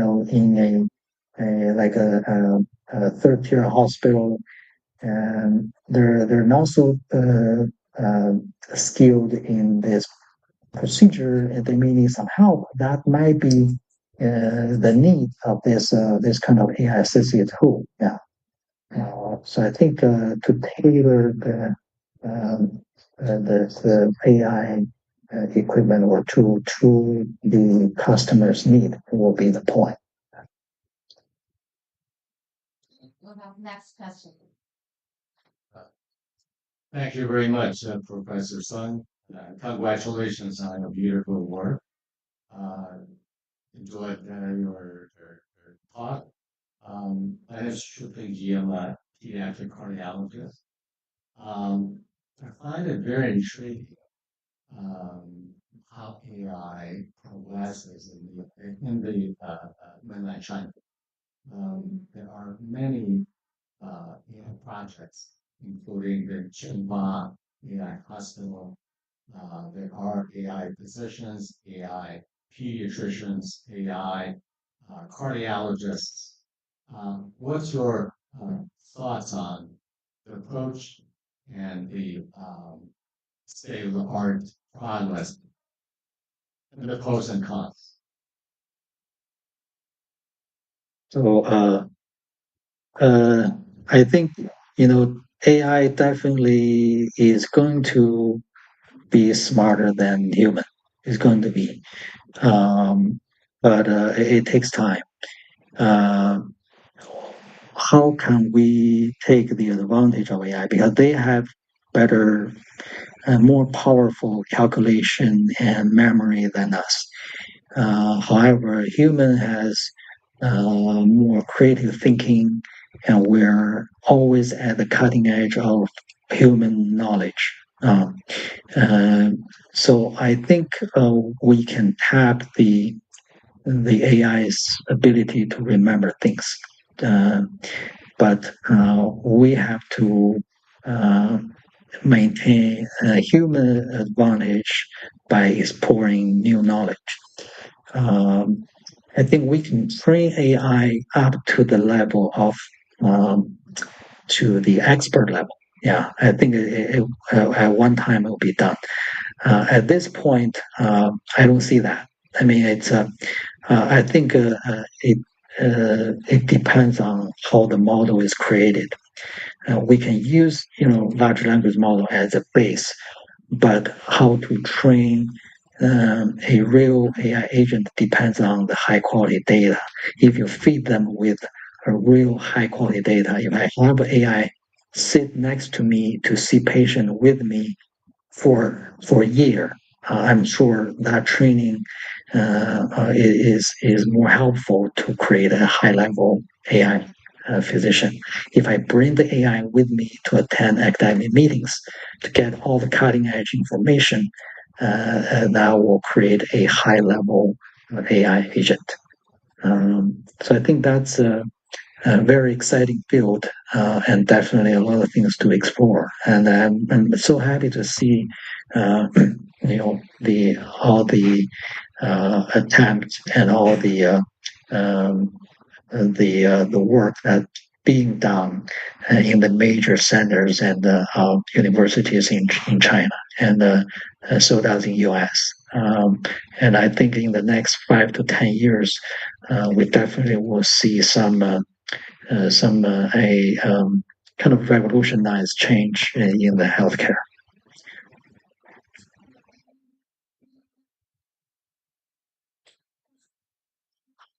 I also have a follow-up question about the databases that hospitals in China use. So far, are they using the public databases or each hospital is using their own? And at the national level, whether there's a unified plan to do some medical database that's will protect the patient information when you are available to medical professionals. Yeah, it's a very good question. It's a great question. Yeah. So I was talking to my U.S. colleague the other day, recently there are several cancer centers in U.S. like Fred Hutch, John Hopkins, and I think Washington University and Memorial Sloan Kettering. They create a data alliance. Data alliance to share the data. So the federated training, federated learning is more common now. You can train the model with the data not leaving the institution. So we talked about this even several years ago, but now it become more popular. So I think this is probably the way to go, especially in U.S. But in China, it has the government force to uniform how the public hospital can do. So you can use the government power to make sure that all the public hospitals share the same platform. For example, they're like in Beijing, most of the public hospitals they're sharing their test and the images now. For example, if you go to Xihe University, had your CT scan done, and you go to Beida hospital, the Beida hospital physician can pull the data from what you've been done in Xihe. This is happening now. So if you want to create a uniformed data set, I think it really need the government force to do this. It could be done in China easier than in US. That's what I think. But this is something have to be done. Yeah, to combine all the data. But at this point, for us, we just have to rely on data we generate in our hospital. Make sure that they're of high quality, that can be used by us for some reliable work. Hopefully, things will get better in the next several years. Okay, we have lost a question. Okay, yeah, that's very impressive, presentation. Thank you. Yeah, I only have one question. So, how your AI system fit into the current like database? I'm working for Johns Hopkins now, and also I was working as a PI for the Department of U.S. VA system for about 5 years. And I believe they both use the UMR database, but I mean, like the database is kind of like old and out of updated for 20, more than 25 years. So yeah, I was very impressed about the AI system innovation in your presentation. So can you give some like the recommendation or suggestion regarding how the AI system fits into the current old database? Yeah, it's a very good question that this is the reality we're facing. That's the reason when we built this hospital, we said we have to build everything from scratch because, like you said, either the public hospital in China or the institutions in U.S. Has a lot of data accumulated, but not a whole lot of them are usable. You have to have structured data for the AI to recognize. I know, Mayo Clinic spend probably 5 billion in term try to uh, try to make their data useful. Right, it's a big cost. I don't see a better solution. Yeah, know how to. I think you have to do it right now to make sure your system can generate the usable structured data. Otherwise, it's going to become when you have more accumulated data that not usable, then it just creates more burden. And myself, I don't think I have a good solution instead of start fresh and build a good data set now. Thank you, and thank you everyone due to the time constraint. So we'll end stop here, and thank you so much for being for your big time difference still make efforts to make it happen. And thank you for everyone all this engagement. Okay, let's move to the next talk. I will introduce our next keynote speaker. Thank you.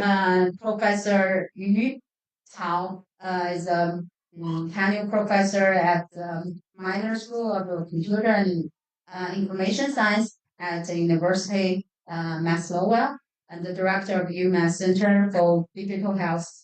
Dr. Cao is an internationally recognized leader in medical imaging and multimodal deep learning, computer vision, AI, and digital health. Dr. Cao conducted the biomedical and engineering research at Mayo Clinic and served the faculty. Dr. Cao will share his insight on how AI-driven innovation is transforming digital health and medical image, how data intelligence can shape the future of personalized care. Please join me in welcoming Dr. Yu Cao.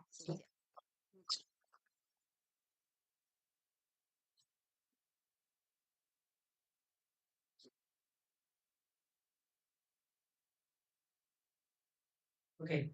First, thank you. Thank you very much for the invitation of the conference organizer, and also thanks for joining us for all the audience. So today, the topic of my presentation is generative artificial intelligence in digestive endoscopy. I will try to introduce the opportunities, challenges, and the solutions through some case studies. And first is my acknowledgement and disclosure. So part of this research has been conducted with my collaborators in UMass and other institutions across the states and as well as abroad. And also our research has been funded by NSF, NIH, NIBIE, and other industry collaborators. So I express my sincere I will be very grateful for those sponsorships. Okay. And this page actually shows you the important milestones in artificial intelligence. So as we know that AI has been there for many years actually. So it was first introduced even before the Second World War in the Dartmouth Conference. And until nowadays, I think we have two most important part is, one is from 2000 to right now, we have deep learning, machine learning have been emerged. Then until 2017, which is with the first paper from Google about the transformer architecture. So we have the emergence of the generative AI. Right? So this started with the path to artificial generative AI. So we call this GAI. So AGI. So of course, on this path to the artificial general intelligence, GAI, AGI, there are two things which we have seen happen, which I think everybody was impressed, which of course is ChatGPT and Sora. Okay. So ChatGPT, oops.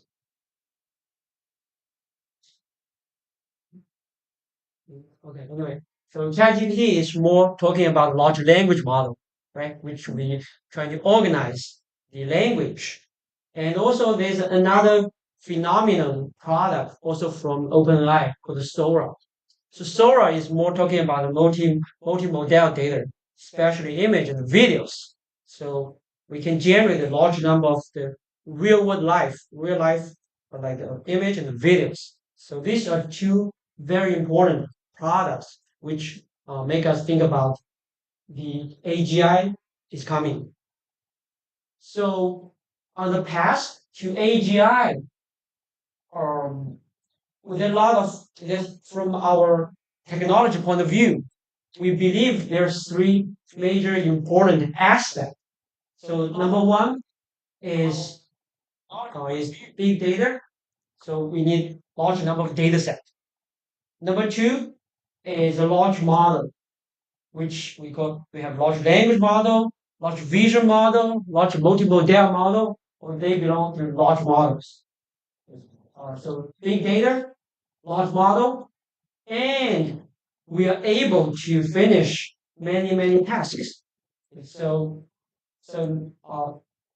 next I'm going to introduce how this GAI and the large model can be applied to digestive endoscopy, which is a huge area which has a lot of has a lot of potential to be transformed with artificial intelligence.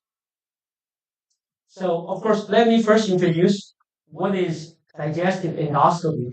So digestive endoscopy has two types of operation procedures. So first is upper endoscopy. So this is the graphics are not showing up here. I don't know why. Anyway, it's okay. No. Can you go back? Okay. So I have a lot of figures, but it's not showing up. So anyway, we know upper endoscopy is more related to stomach, and also colonoscopy. So these two types of procedures is the major forms of procedure in digestive endoscopy. So these, okay. So anyway, the GI actually this page actually introduced the GI cancer and digestive endoscopy in the background. So the GI department actually has, if in terms of the cancer number of cancer is number one, is because you count all together like upper GI cancer and colonoscopy cancer. It is combined together is the number one cancer in the U.S. and the world. So and is also the leading cancer death combined together is actually more than lung cancer. So and also in U.S. alone, we have about this is the number in 2021. We have about more than 22 million procedures for endoscopy procedures, and there are more than 1,500 hospitals which is able to perform this operation, and we have about 12,000 devices. So this is a huge market and needs a lot of attention and there's potential for AI transformation. So, because this topic is about AI for GI, so this page actually shows you what kind of major area which we can apply AI for GI department. So start from the left is we call this endoscopy, lesion detection, diagnosis. So this is more like using AI, which is computer-aided disease detection and diagnosis. So that's number one. Number two is right here. We call this quality control for endoscopy procedures. This is we know like in the U.S. most of the physicians are paid by volume or paid by numbers, but I think what we really want to do is we should pay by quality. Are we doing the right or high quality procedures? So AI can play a major role for quality control. And the next one is called endoscopy, operation and treatment. So basically that means we're moving from disease detection to quality control to guide to the operation guidance. So which means we're not only just to computer assisted detection, diagnosis, but also computer assisted treatment. So basically during the procedure, we are hoping we can use AI to give the guidance for the physician how to make a better operation and how can we have better treatment. So The last one is called assisted drug development. So basically, this is also a huge AI application in the GI department. How we can use AI technology to develop new drugs for the GI department. So those are some major applications for AI for digestive endoscopy. And okay, we don't have the image here. So anyway, I don't know what is. Give me one second. Let's see. Do you have a new version for this? The new version. Okay. So anyway, when you up the new version, I can talk verbally. So basically, the first major challenge I believe in the GI department is when apply it for artificial intelligence for GI department is in the GI department we have many different types of AI tasks. So in the past, we have to develop one model for each task. This is very time consuming and also is not cost effective. That is also one of the major reasons that in the past we don't have we have widely application of the AI for the medical field because we have to spend a lot of data set but we just develop one model for one disease. However, with the generative AI, with the large language model, large vision model, it is very likely we can use one model to to develop many models. We can use for many different tasks. So this is a major progress, which is we can possibly make. So this is called the first major challenge.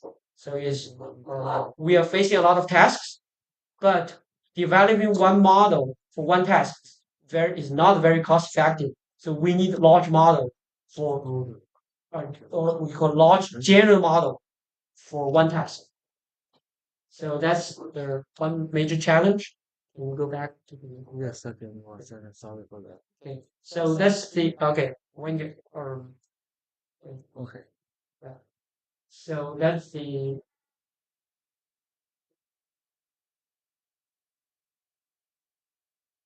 and next is the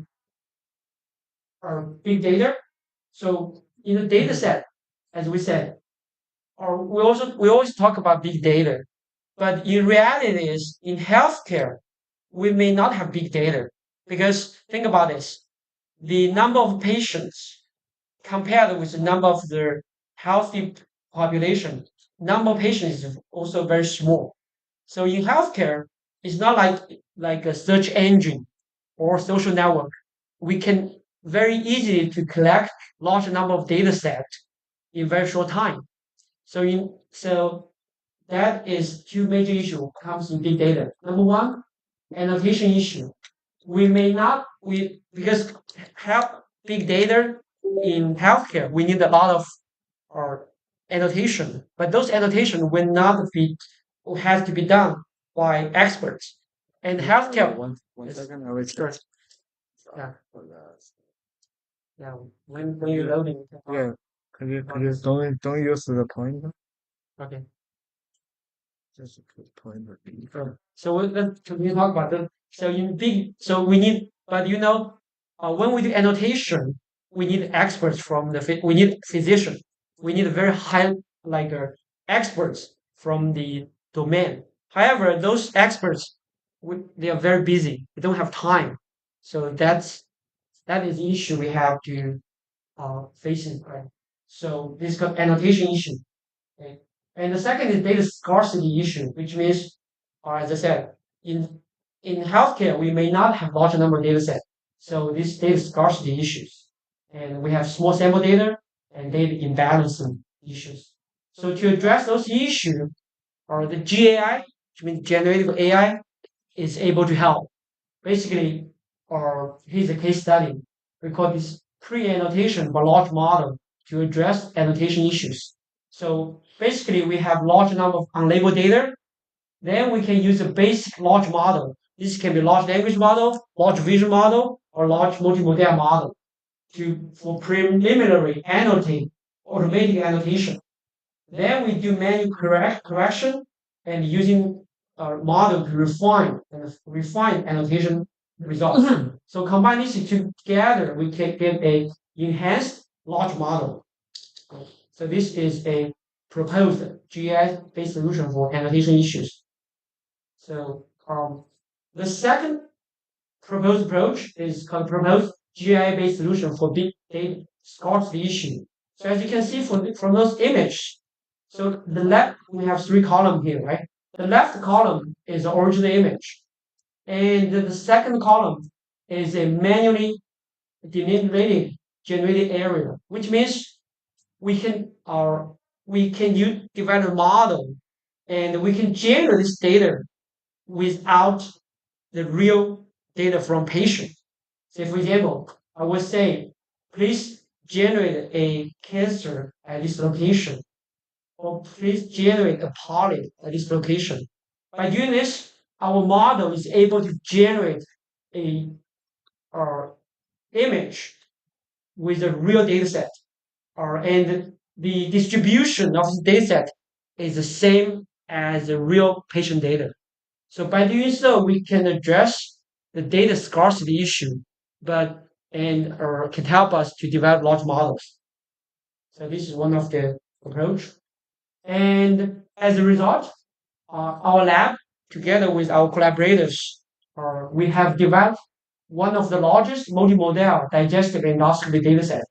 We have total size of about 500 terabytes, and we have image, video, diagnostic reports, and we have all this dataset has very detailed annotations on all aspects of lesions. For example, location, shape, size, benign, malignant, and everything. So this is probably one of the largest dataset for endoscopy, digestive endoscopy. So which, of course, this will become a foundation for developing large models. So next, let's talk about large models.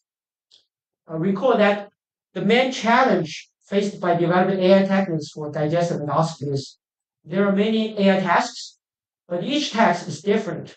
So the traditional approach is we have to develop one model for each AI task, as we introduced before, is not sustainable. So the large model-based approach will help us to address this issue, just like ChatGPT or Sora. So we can have one model for all the tasks, which is more cost-effective and also make it feasible for all the spectrum of disease detection, analysis, and treatment, and also the diagnosis. So this includes two steps. First is we're developing a foundation model for a massive data set. Number two, we're going to have fine-tune for certain AI tasks. Okay. So this is first. This page shows you the large model for endoscopy lesion diagnosis, and as you can see, this is a transformer-based architecture, and in this case, we're specifically focused on the lesion diagnosis from colonoscopy and gastroscopy. So, and then we have this page shows you the performance. As you can see, our large model-based approach has outperformed all the existing approach and the best-in-class results. Okay. And this is our clinical trial results. So that means we apply our real-world application, our AI solution to clinical trial. And as you can see, we have this is a parallel control study, okay? And we have the result is very encouraging. We have the experimental control group has detection rate is 34%, and the control group is only 24%. It's a huge improvement with the AI assisting solution. And this is another case study for large model for endoscopy quality control. Remember I said, this is the second major application is for quality control. And in this case, the AI system can help to locate the exact location of the current endoscopy procedure. Okay. And this is a case study for doing that within the support of large model. Okay. And this page shows you the results. As you can see here, again, our proposed approach has best accuracy and precision recall compared with other approach. And this page actually shows you some of the real world or video we captured or we from the daily practice. And this shows you the this is a classical CAD system, computer-aided detection diagnosis system from colonoscopy procedures. And you'll see this is real, this image and the videos from real data from real daily practice. So it's very I'll show you some of the videos. Um, can you help me to play that video?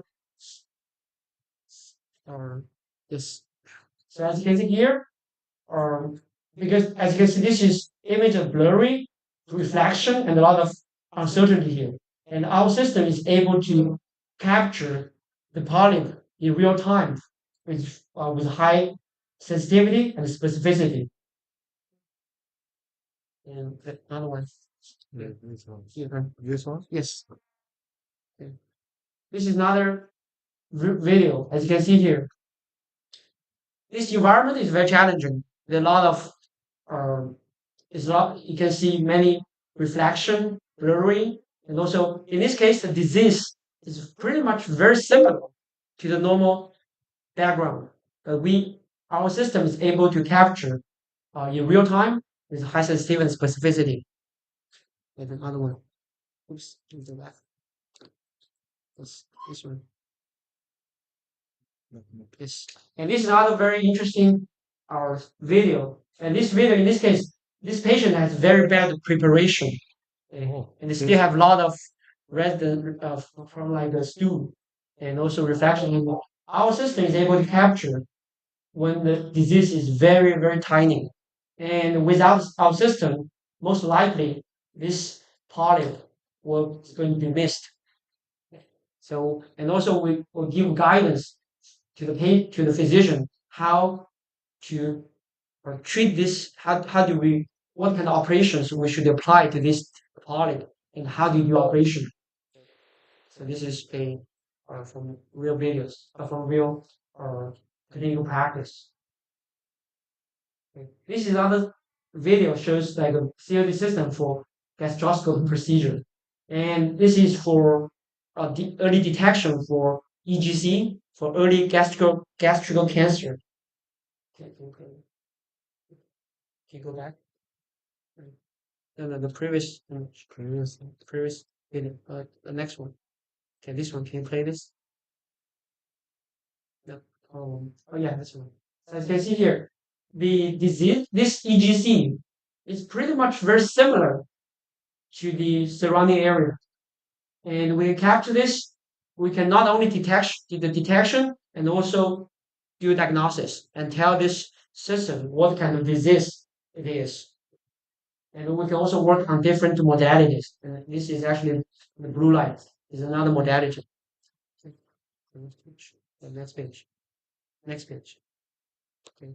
And also this is another for quality control. So this quality control was performed in real time during the colonoscopy procedure. We can tell, for example, some of things we can tell is first, how fast of this physician operate this procedure.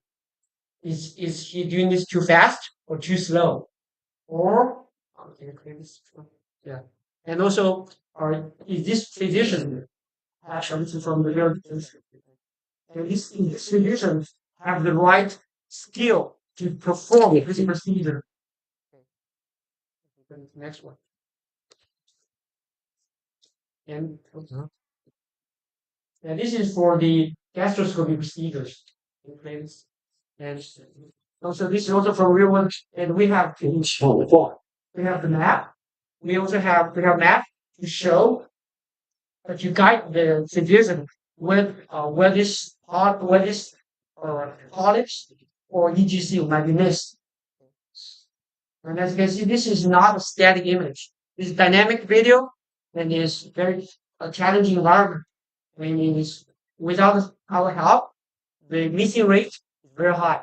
It's very easy to miss the disease. And so this is another case study which is using computer-aided techniques to help endoscopy operation and treatment. So basically, what happened is, in this application, we develop AI technology to analyze the operation procedure of the physician, and we can tell, we can give some guidance for the physician which direction we should go, what is the right operation, uh, what is the right way to do this operation. So this is what we are. This is a joint collaboration with Google Research. So and this is another one for drug development. But keep in mind, this is not drug discovery.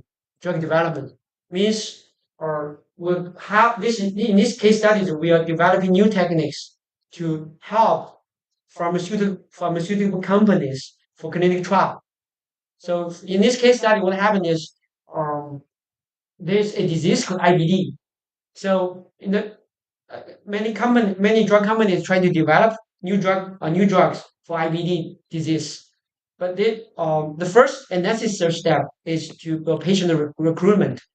And in order to recruit the right patient, we have the physician has to has to perform the colonoscopy and give a score. And this score, because it's given by the physician, is in many cases is very subjective. So our AI system is able to give a very objective score. So this we're working with we're actually working with a drug company in Boston, and we can save about 40% of the cost by recruit the right patient. So this is and because of time, I will just jump this and use it. For the future direction, I believe that generative AI and large models can apply them not just for digestive endoscopy, but also for other scope. For example, EUS, which is ultrasound endoscopy, bronchoscopy, laparoscopy. And our hope is to develop large model for all kinds of scopes. So it's not just endoscopy, digestive endoscopy, but also for bronchoscopy, laparoscopies. And of course, there's many other directions for research, for spatial intelligence, plus endoscopy procedures. So finally, but not, I would like to give a small advertisement. Because we have a UMass Center for Digital Health. So this is a multi-campus or multidiscipline center, and we have a lot of funding, research opportunities, which I hope if you are interested, you can talk to me, and hopefully we can find new opportunities to work together to advance research and application as well. Yeah. So thank you very much. I'd like to take this up.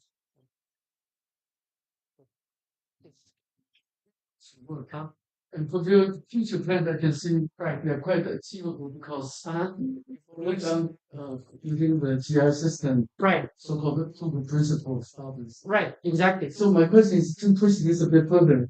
So I have two questions. One is that how much is done now in terms of post-operational pathology analysis? For example, let's use upgrade GI diagnosis as an example. Right. We have intestinal metaplasia that we didn't integrate. It's a stage right after gastric gastritis. So there are, for example, sub-stages there. In fact, most of the GI doctors don't have those. Recording. Right. Say stage 1 to 4. Right. Can AI, I assume it's AI can easily help them. Right? Yeah, exactly. So this is computer-aided diagnosis, which AI I think has a huge potential to doing that. Not purely Right. image process. Yeah, that is something we call this right now. We call this or this like a it's not with the real pathologists. We have taken the sample, taken to the lab, right? So we actually developed new techniques. We call this or we call this real time pathology, right under the endoscopy device. So right. That's great. And also at the subcellular level. That Or not this yet. single cell? Yeah, that if you want to the cellular level, we have used another device. They call it like it's called a magnified endoscopy device. That is a special device which can it's just like a microscope. It can enlarge 100 or maybe 10,000 times for that particular location. Yeah, that is we can get, but we have used that device. Right? What's the resolution for that? Oh, that's I don't recall the exact location, but it can be called a magnified endoscopy device. Right? It's huge. I don't remember the exact as resolution, but I know it can be enlarged maybe 10,000 or maybe even 100,000 or enlarged. Right. So my second question, I guess, is pretty included. Right. Do you see how feasible it is to incorporate genetic background? Right. For example, all these gastric malignancies, they are very ethnic group specific. Yes. One example, for example, intestinal hyperplasia. Right. For Caucasians, only 3% of risk. Right. Evolving into cancer, gastric cancer. But for East Asian population, it's 5 times higher. Exactly. Can be 15 to 16%. Right. Right. So is there any way you can incorporate some more generic genetic data, even at the level of like a 23andMe, to help you with more so-called precision prognosis prediction or something like that? Yeah, that's a very good question. That's exactly what we're doing right now. Is how we can incorporate more generic medical knowledge into this system. So right now we have very specific system trained with very specific data set in this GI domain. But because our model is a foundation model, just like ChatGPT, right? ChatGPT, one of the reasons ChatGPT is so popular is because it's universal applied, right? So so this is very likely we can right now the data set is maybe from US or from Caucasian but in the future we can have incorporated a lot of medical knowledge and infuse this medical knowledge in this foundation model to make it more powerful. Right. That's very likely, right? So 2 levels. One is non-genetic, generic, right, and the deeper level is genome based. The genome based that is part I have not personally touched yet, but I believe this is a huge area which can be like 20 years ago we have bioinformatics. I still remember I have a lot of colleagues working on bioinformatics in the genomic level.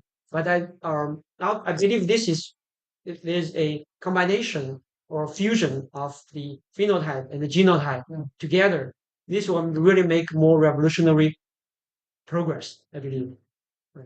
Right now, most of phenotype, the genotype is so important. So just quickly comment. Right. I'm curious, so it's not a common question. Right. So you guys have your own proprietary domain of data. The Yale and Harvard and IBM was invest. Yeah. Right now we have 5 institutions. Now we are building our own cloud. Mostly medical data. Right. Is the firewall protection. Right. So you guys are not involved in that. Not in that consortium. Right now we are more focusing. Right now collaboration is UMass Medical School, and also Mayo Clinic, and also I think right now we're working with Geisinger. Because the different alliances and consortium, but I think definitely would like to explore some new opportunities if you can introduce this. Right. And we spend a lot of money, even build the hydro plants. Yeah. The physically there are clouds space that's like warehouses. So yes. Yeah, we like to. That's right. Yeah. I actually don't know the exact name, but I'm using it actually. Yeah. Definitely data set is so precious, it's so important. Right? Yeah, we know just 2 months ago abandoned the so-called information highway within the campus. That's already rated. Now it's pulling it directly from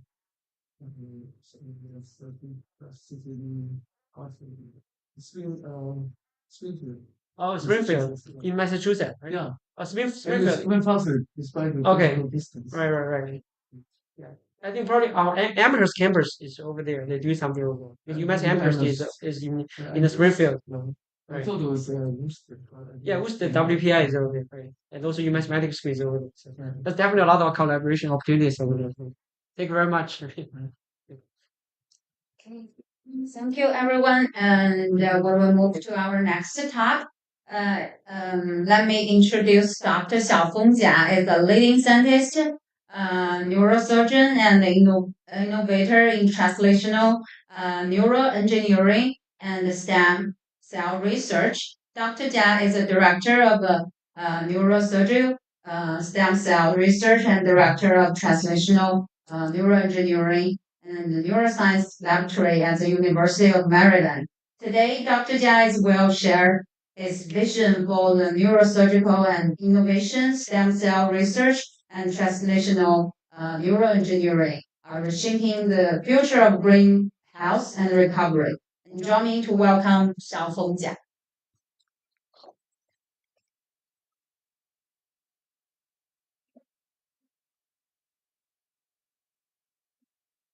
My great pleasure to be here to, share with everyone that our interest in the recent discovery in the stem cell therapy. As our two section chair just mentioned, the AI and regenerative medicine are probably our most important, innovative technology in the coming centuries. So, continue to the great talk Professor Lin gave in the morning, build on his decades fundamental discovery on stem cell therapy. So we switch a little bit of the gear from the basic science of the funding to translational medicine. So we try to using stem cell therapy to conquer or help, the recovery of the brain injury after cardiac arrest. So we all know that cardiac arrest is the most, significant problem worldwide. This we know the famous soccer player died of the 60 age of the cardiac arrest. So in general, every year there are around 350 to 450 thousands patients annually died of cardiac arrest. So among them, only 5 to 8% had a chance resuscitated from the cardiac arrest, and only 10% they get a chance to go to the ICU. I think both, studies, in the past years, it's past 2 decades, this has been the only way admit. There only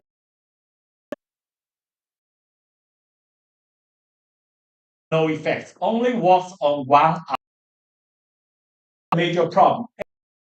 Yes, other publication, despite there's many argument about what's optimal degree of the hypothermia, there's no more therapeutic options. But even for that, this is only try to lessen the brain injuries. There's no more treatment which could be, reverse the ischemic injury to brain death.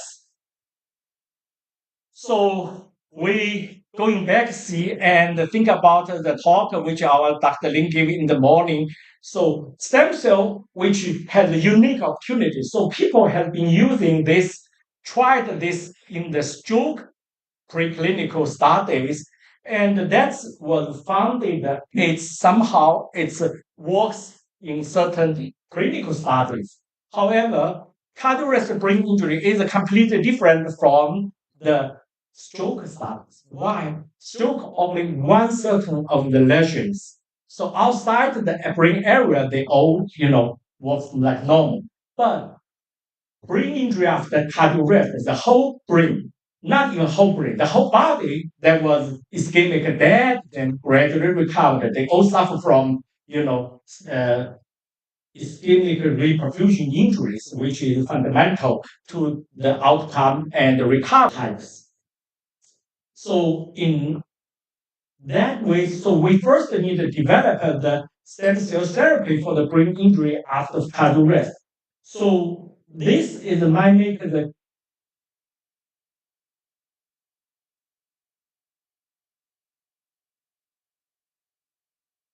Wuhan data.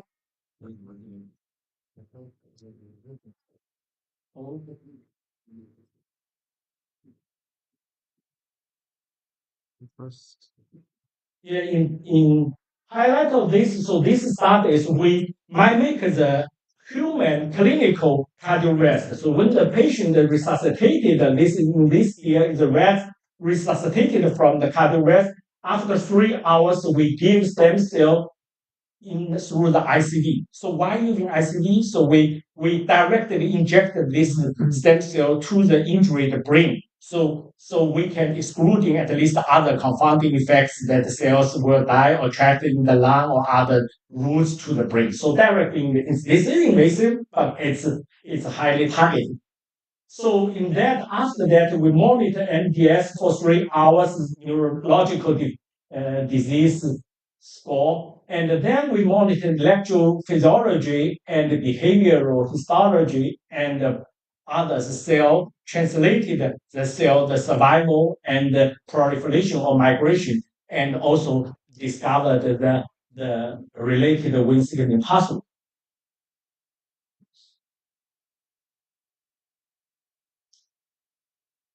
So in a short, we can see this thing is, we can see the NDS compared with control in blue and NDS in the stem cell therapy. We can see this both general on specific high-level brain function, high-level brain function, they all had a significant improvement with stem cell therapy.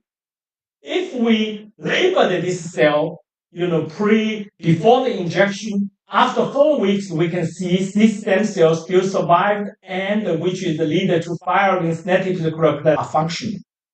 So then we can compare, see, Ki67 is stem cells, stem cell, the neural injury, which is highlighted marked with neural marker, is significantly increase the survival of the neuron.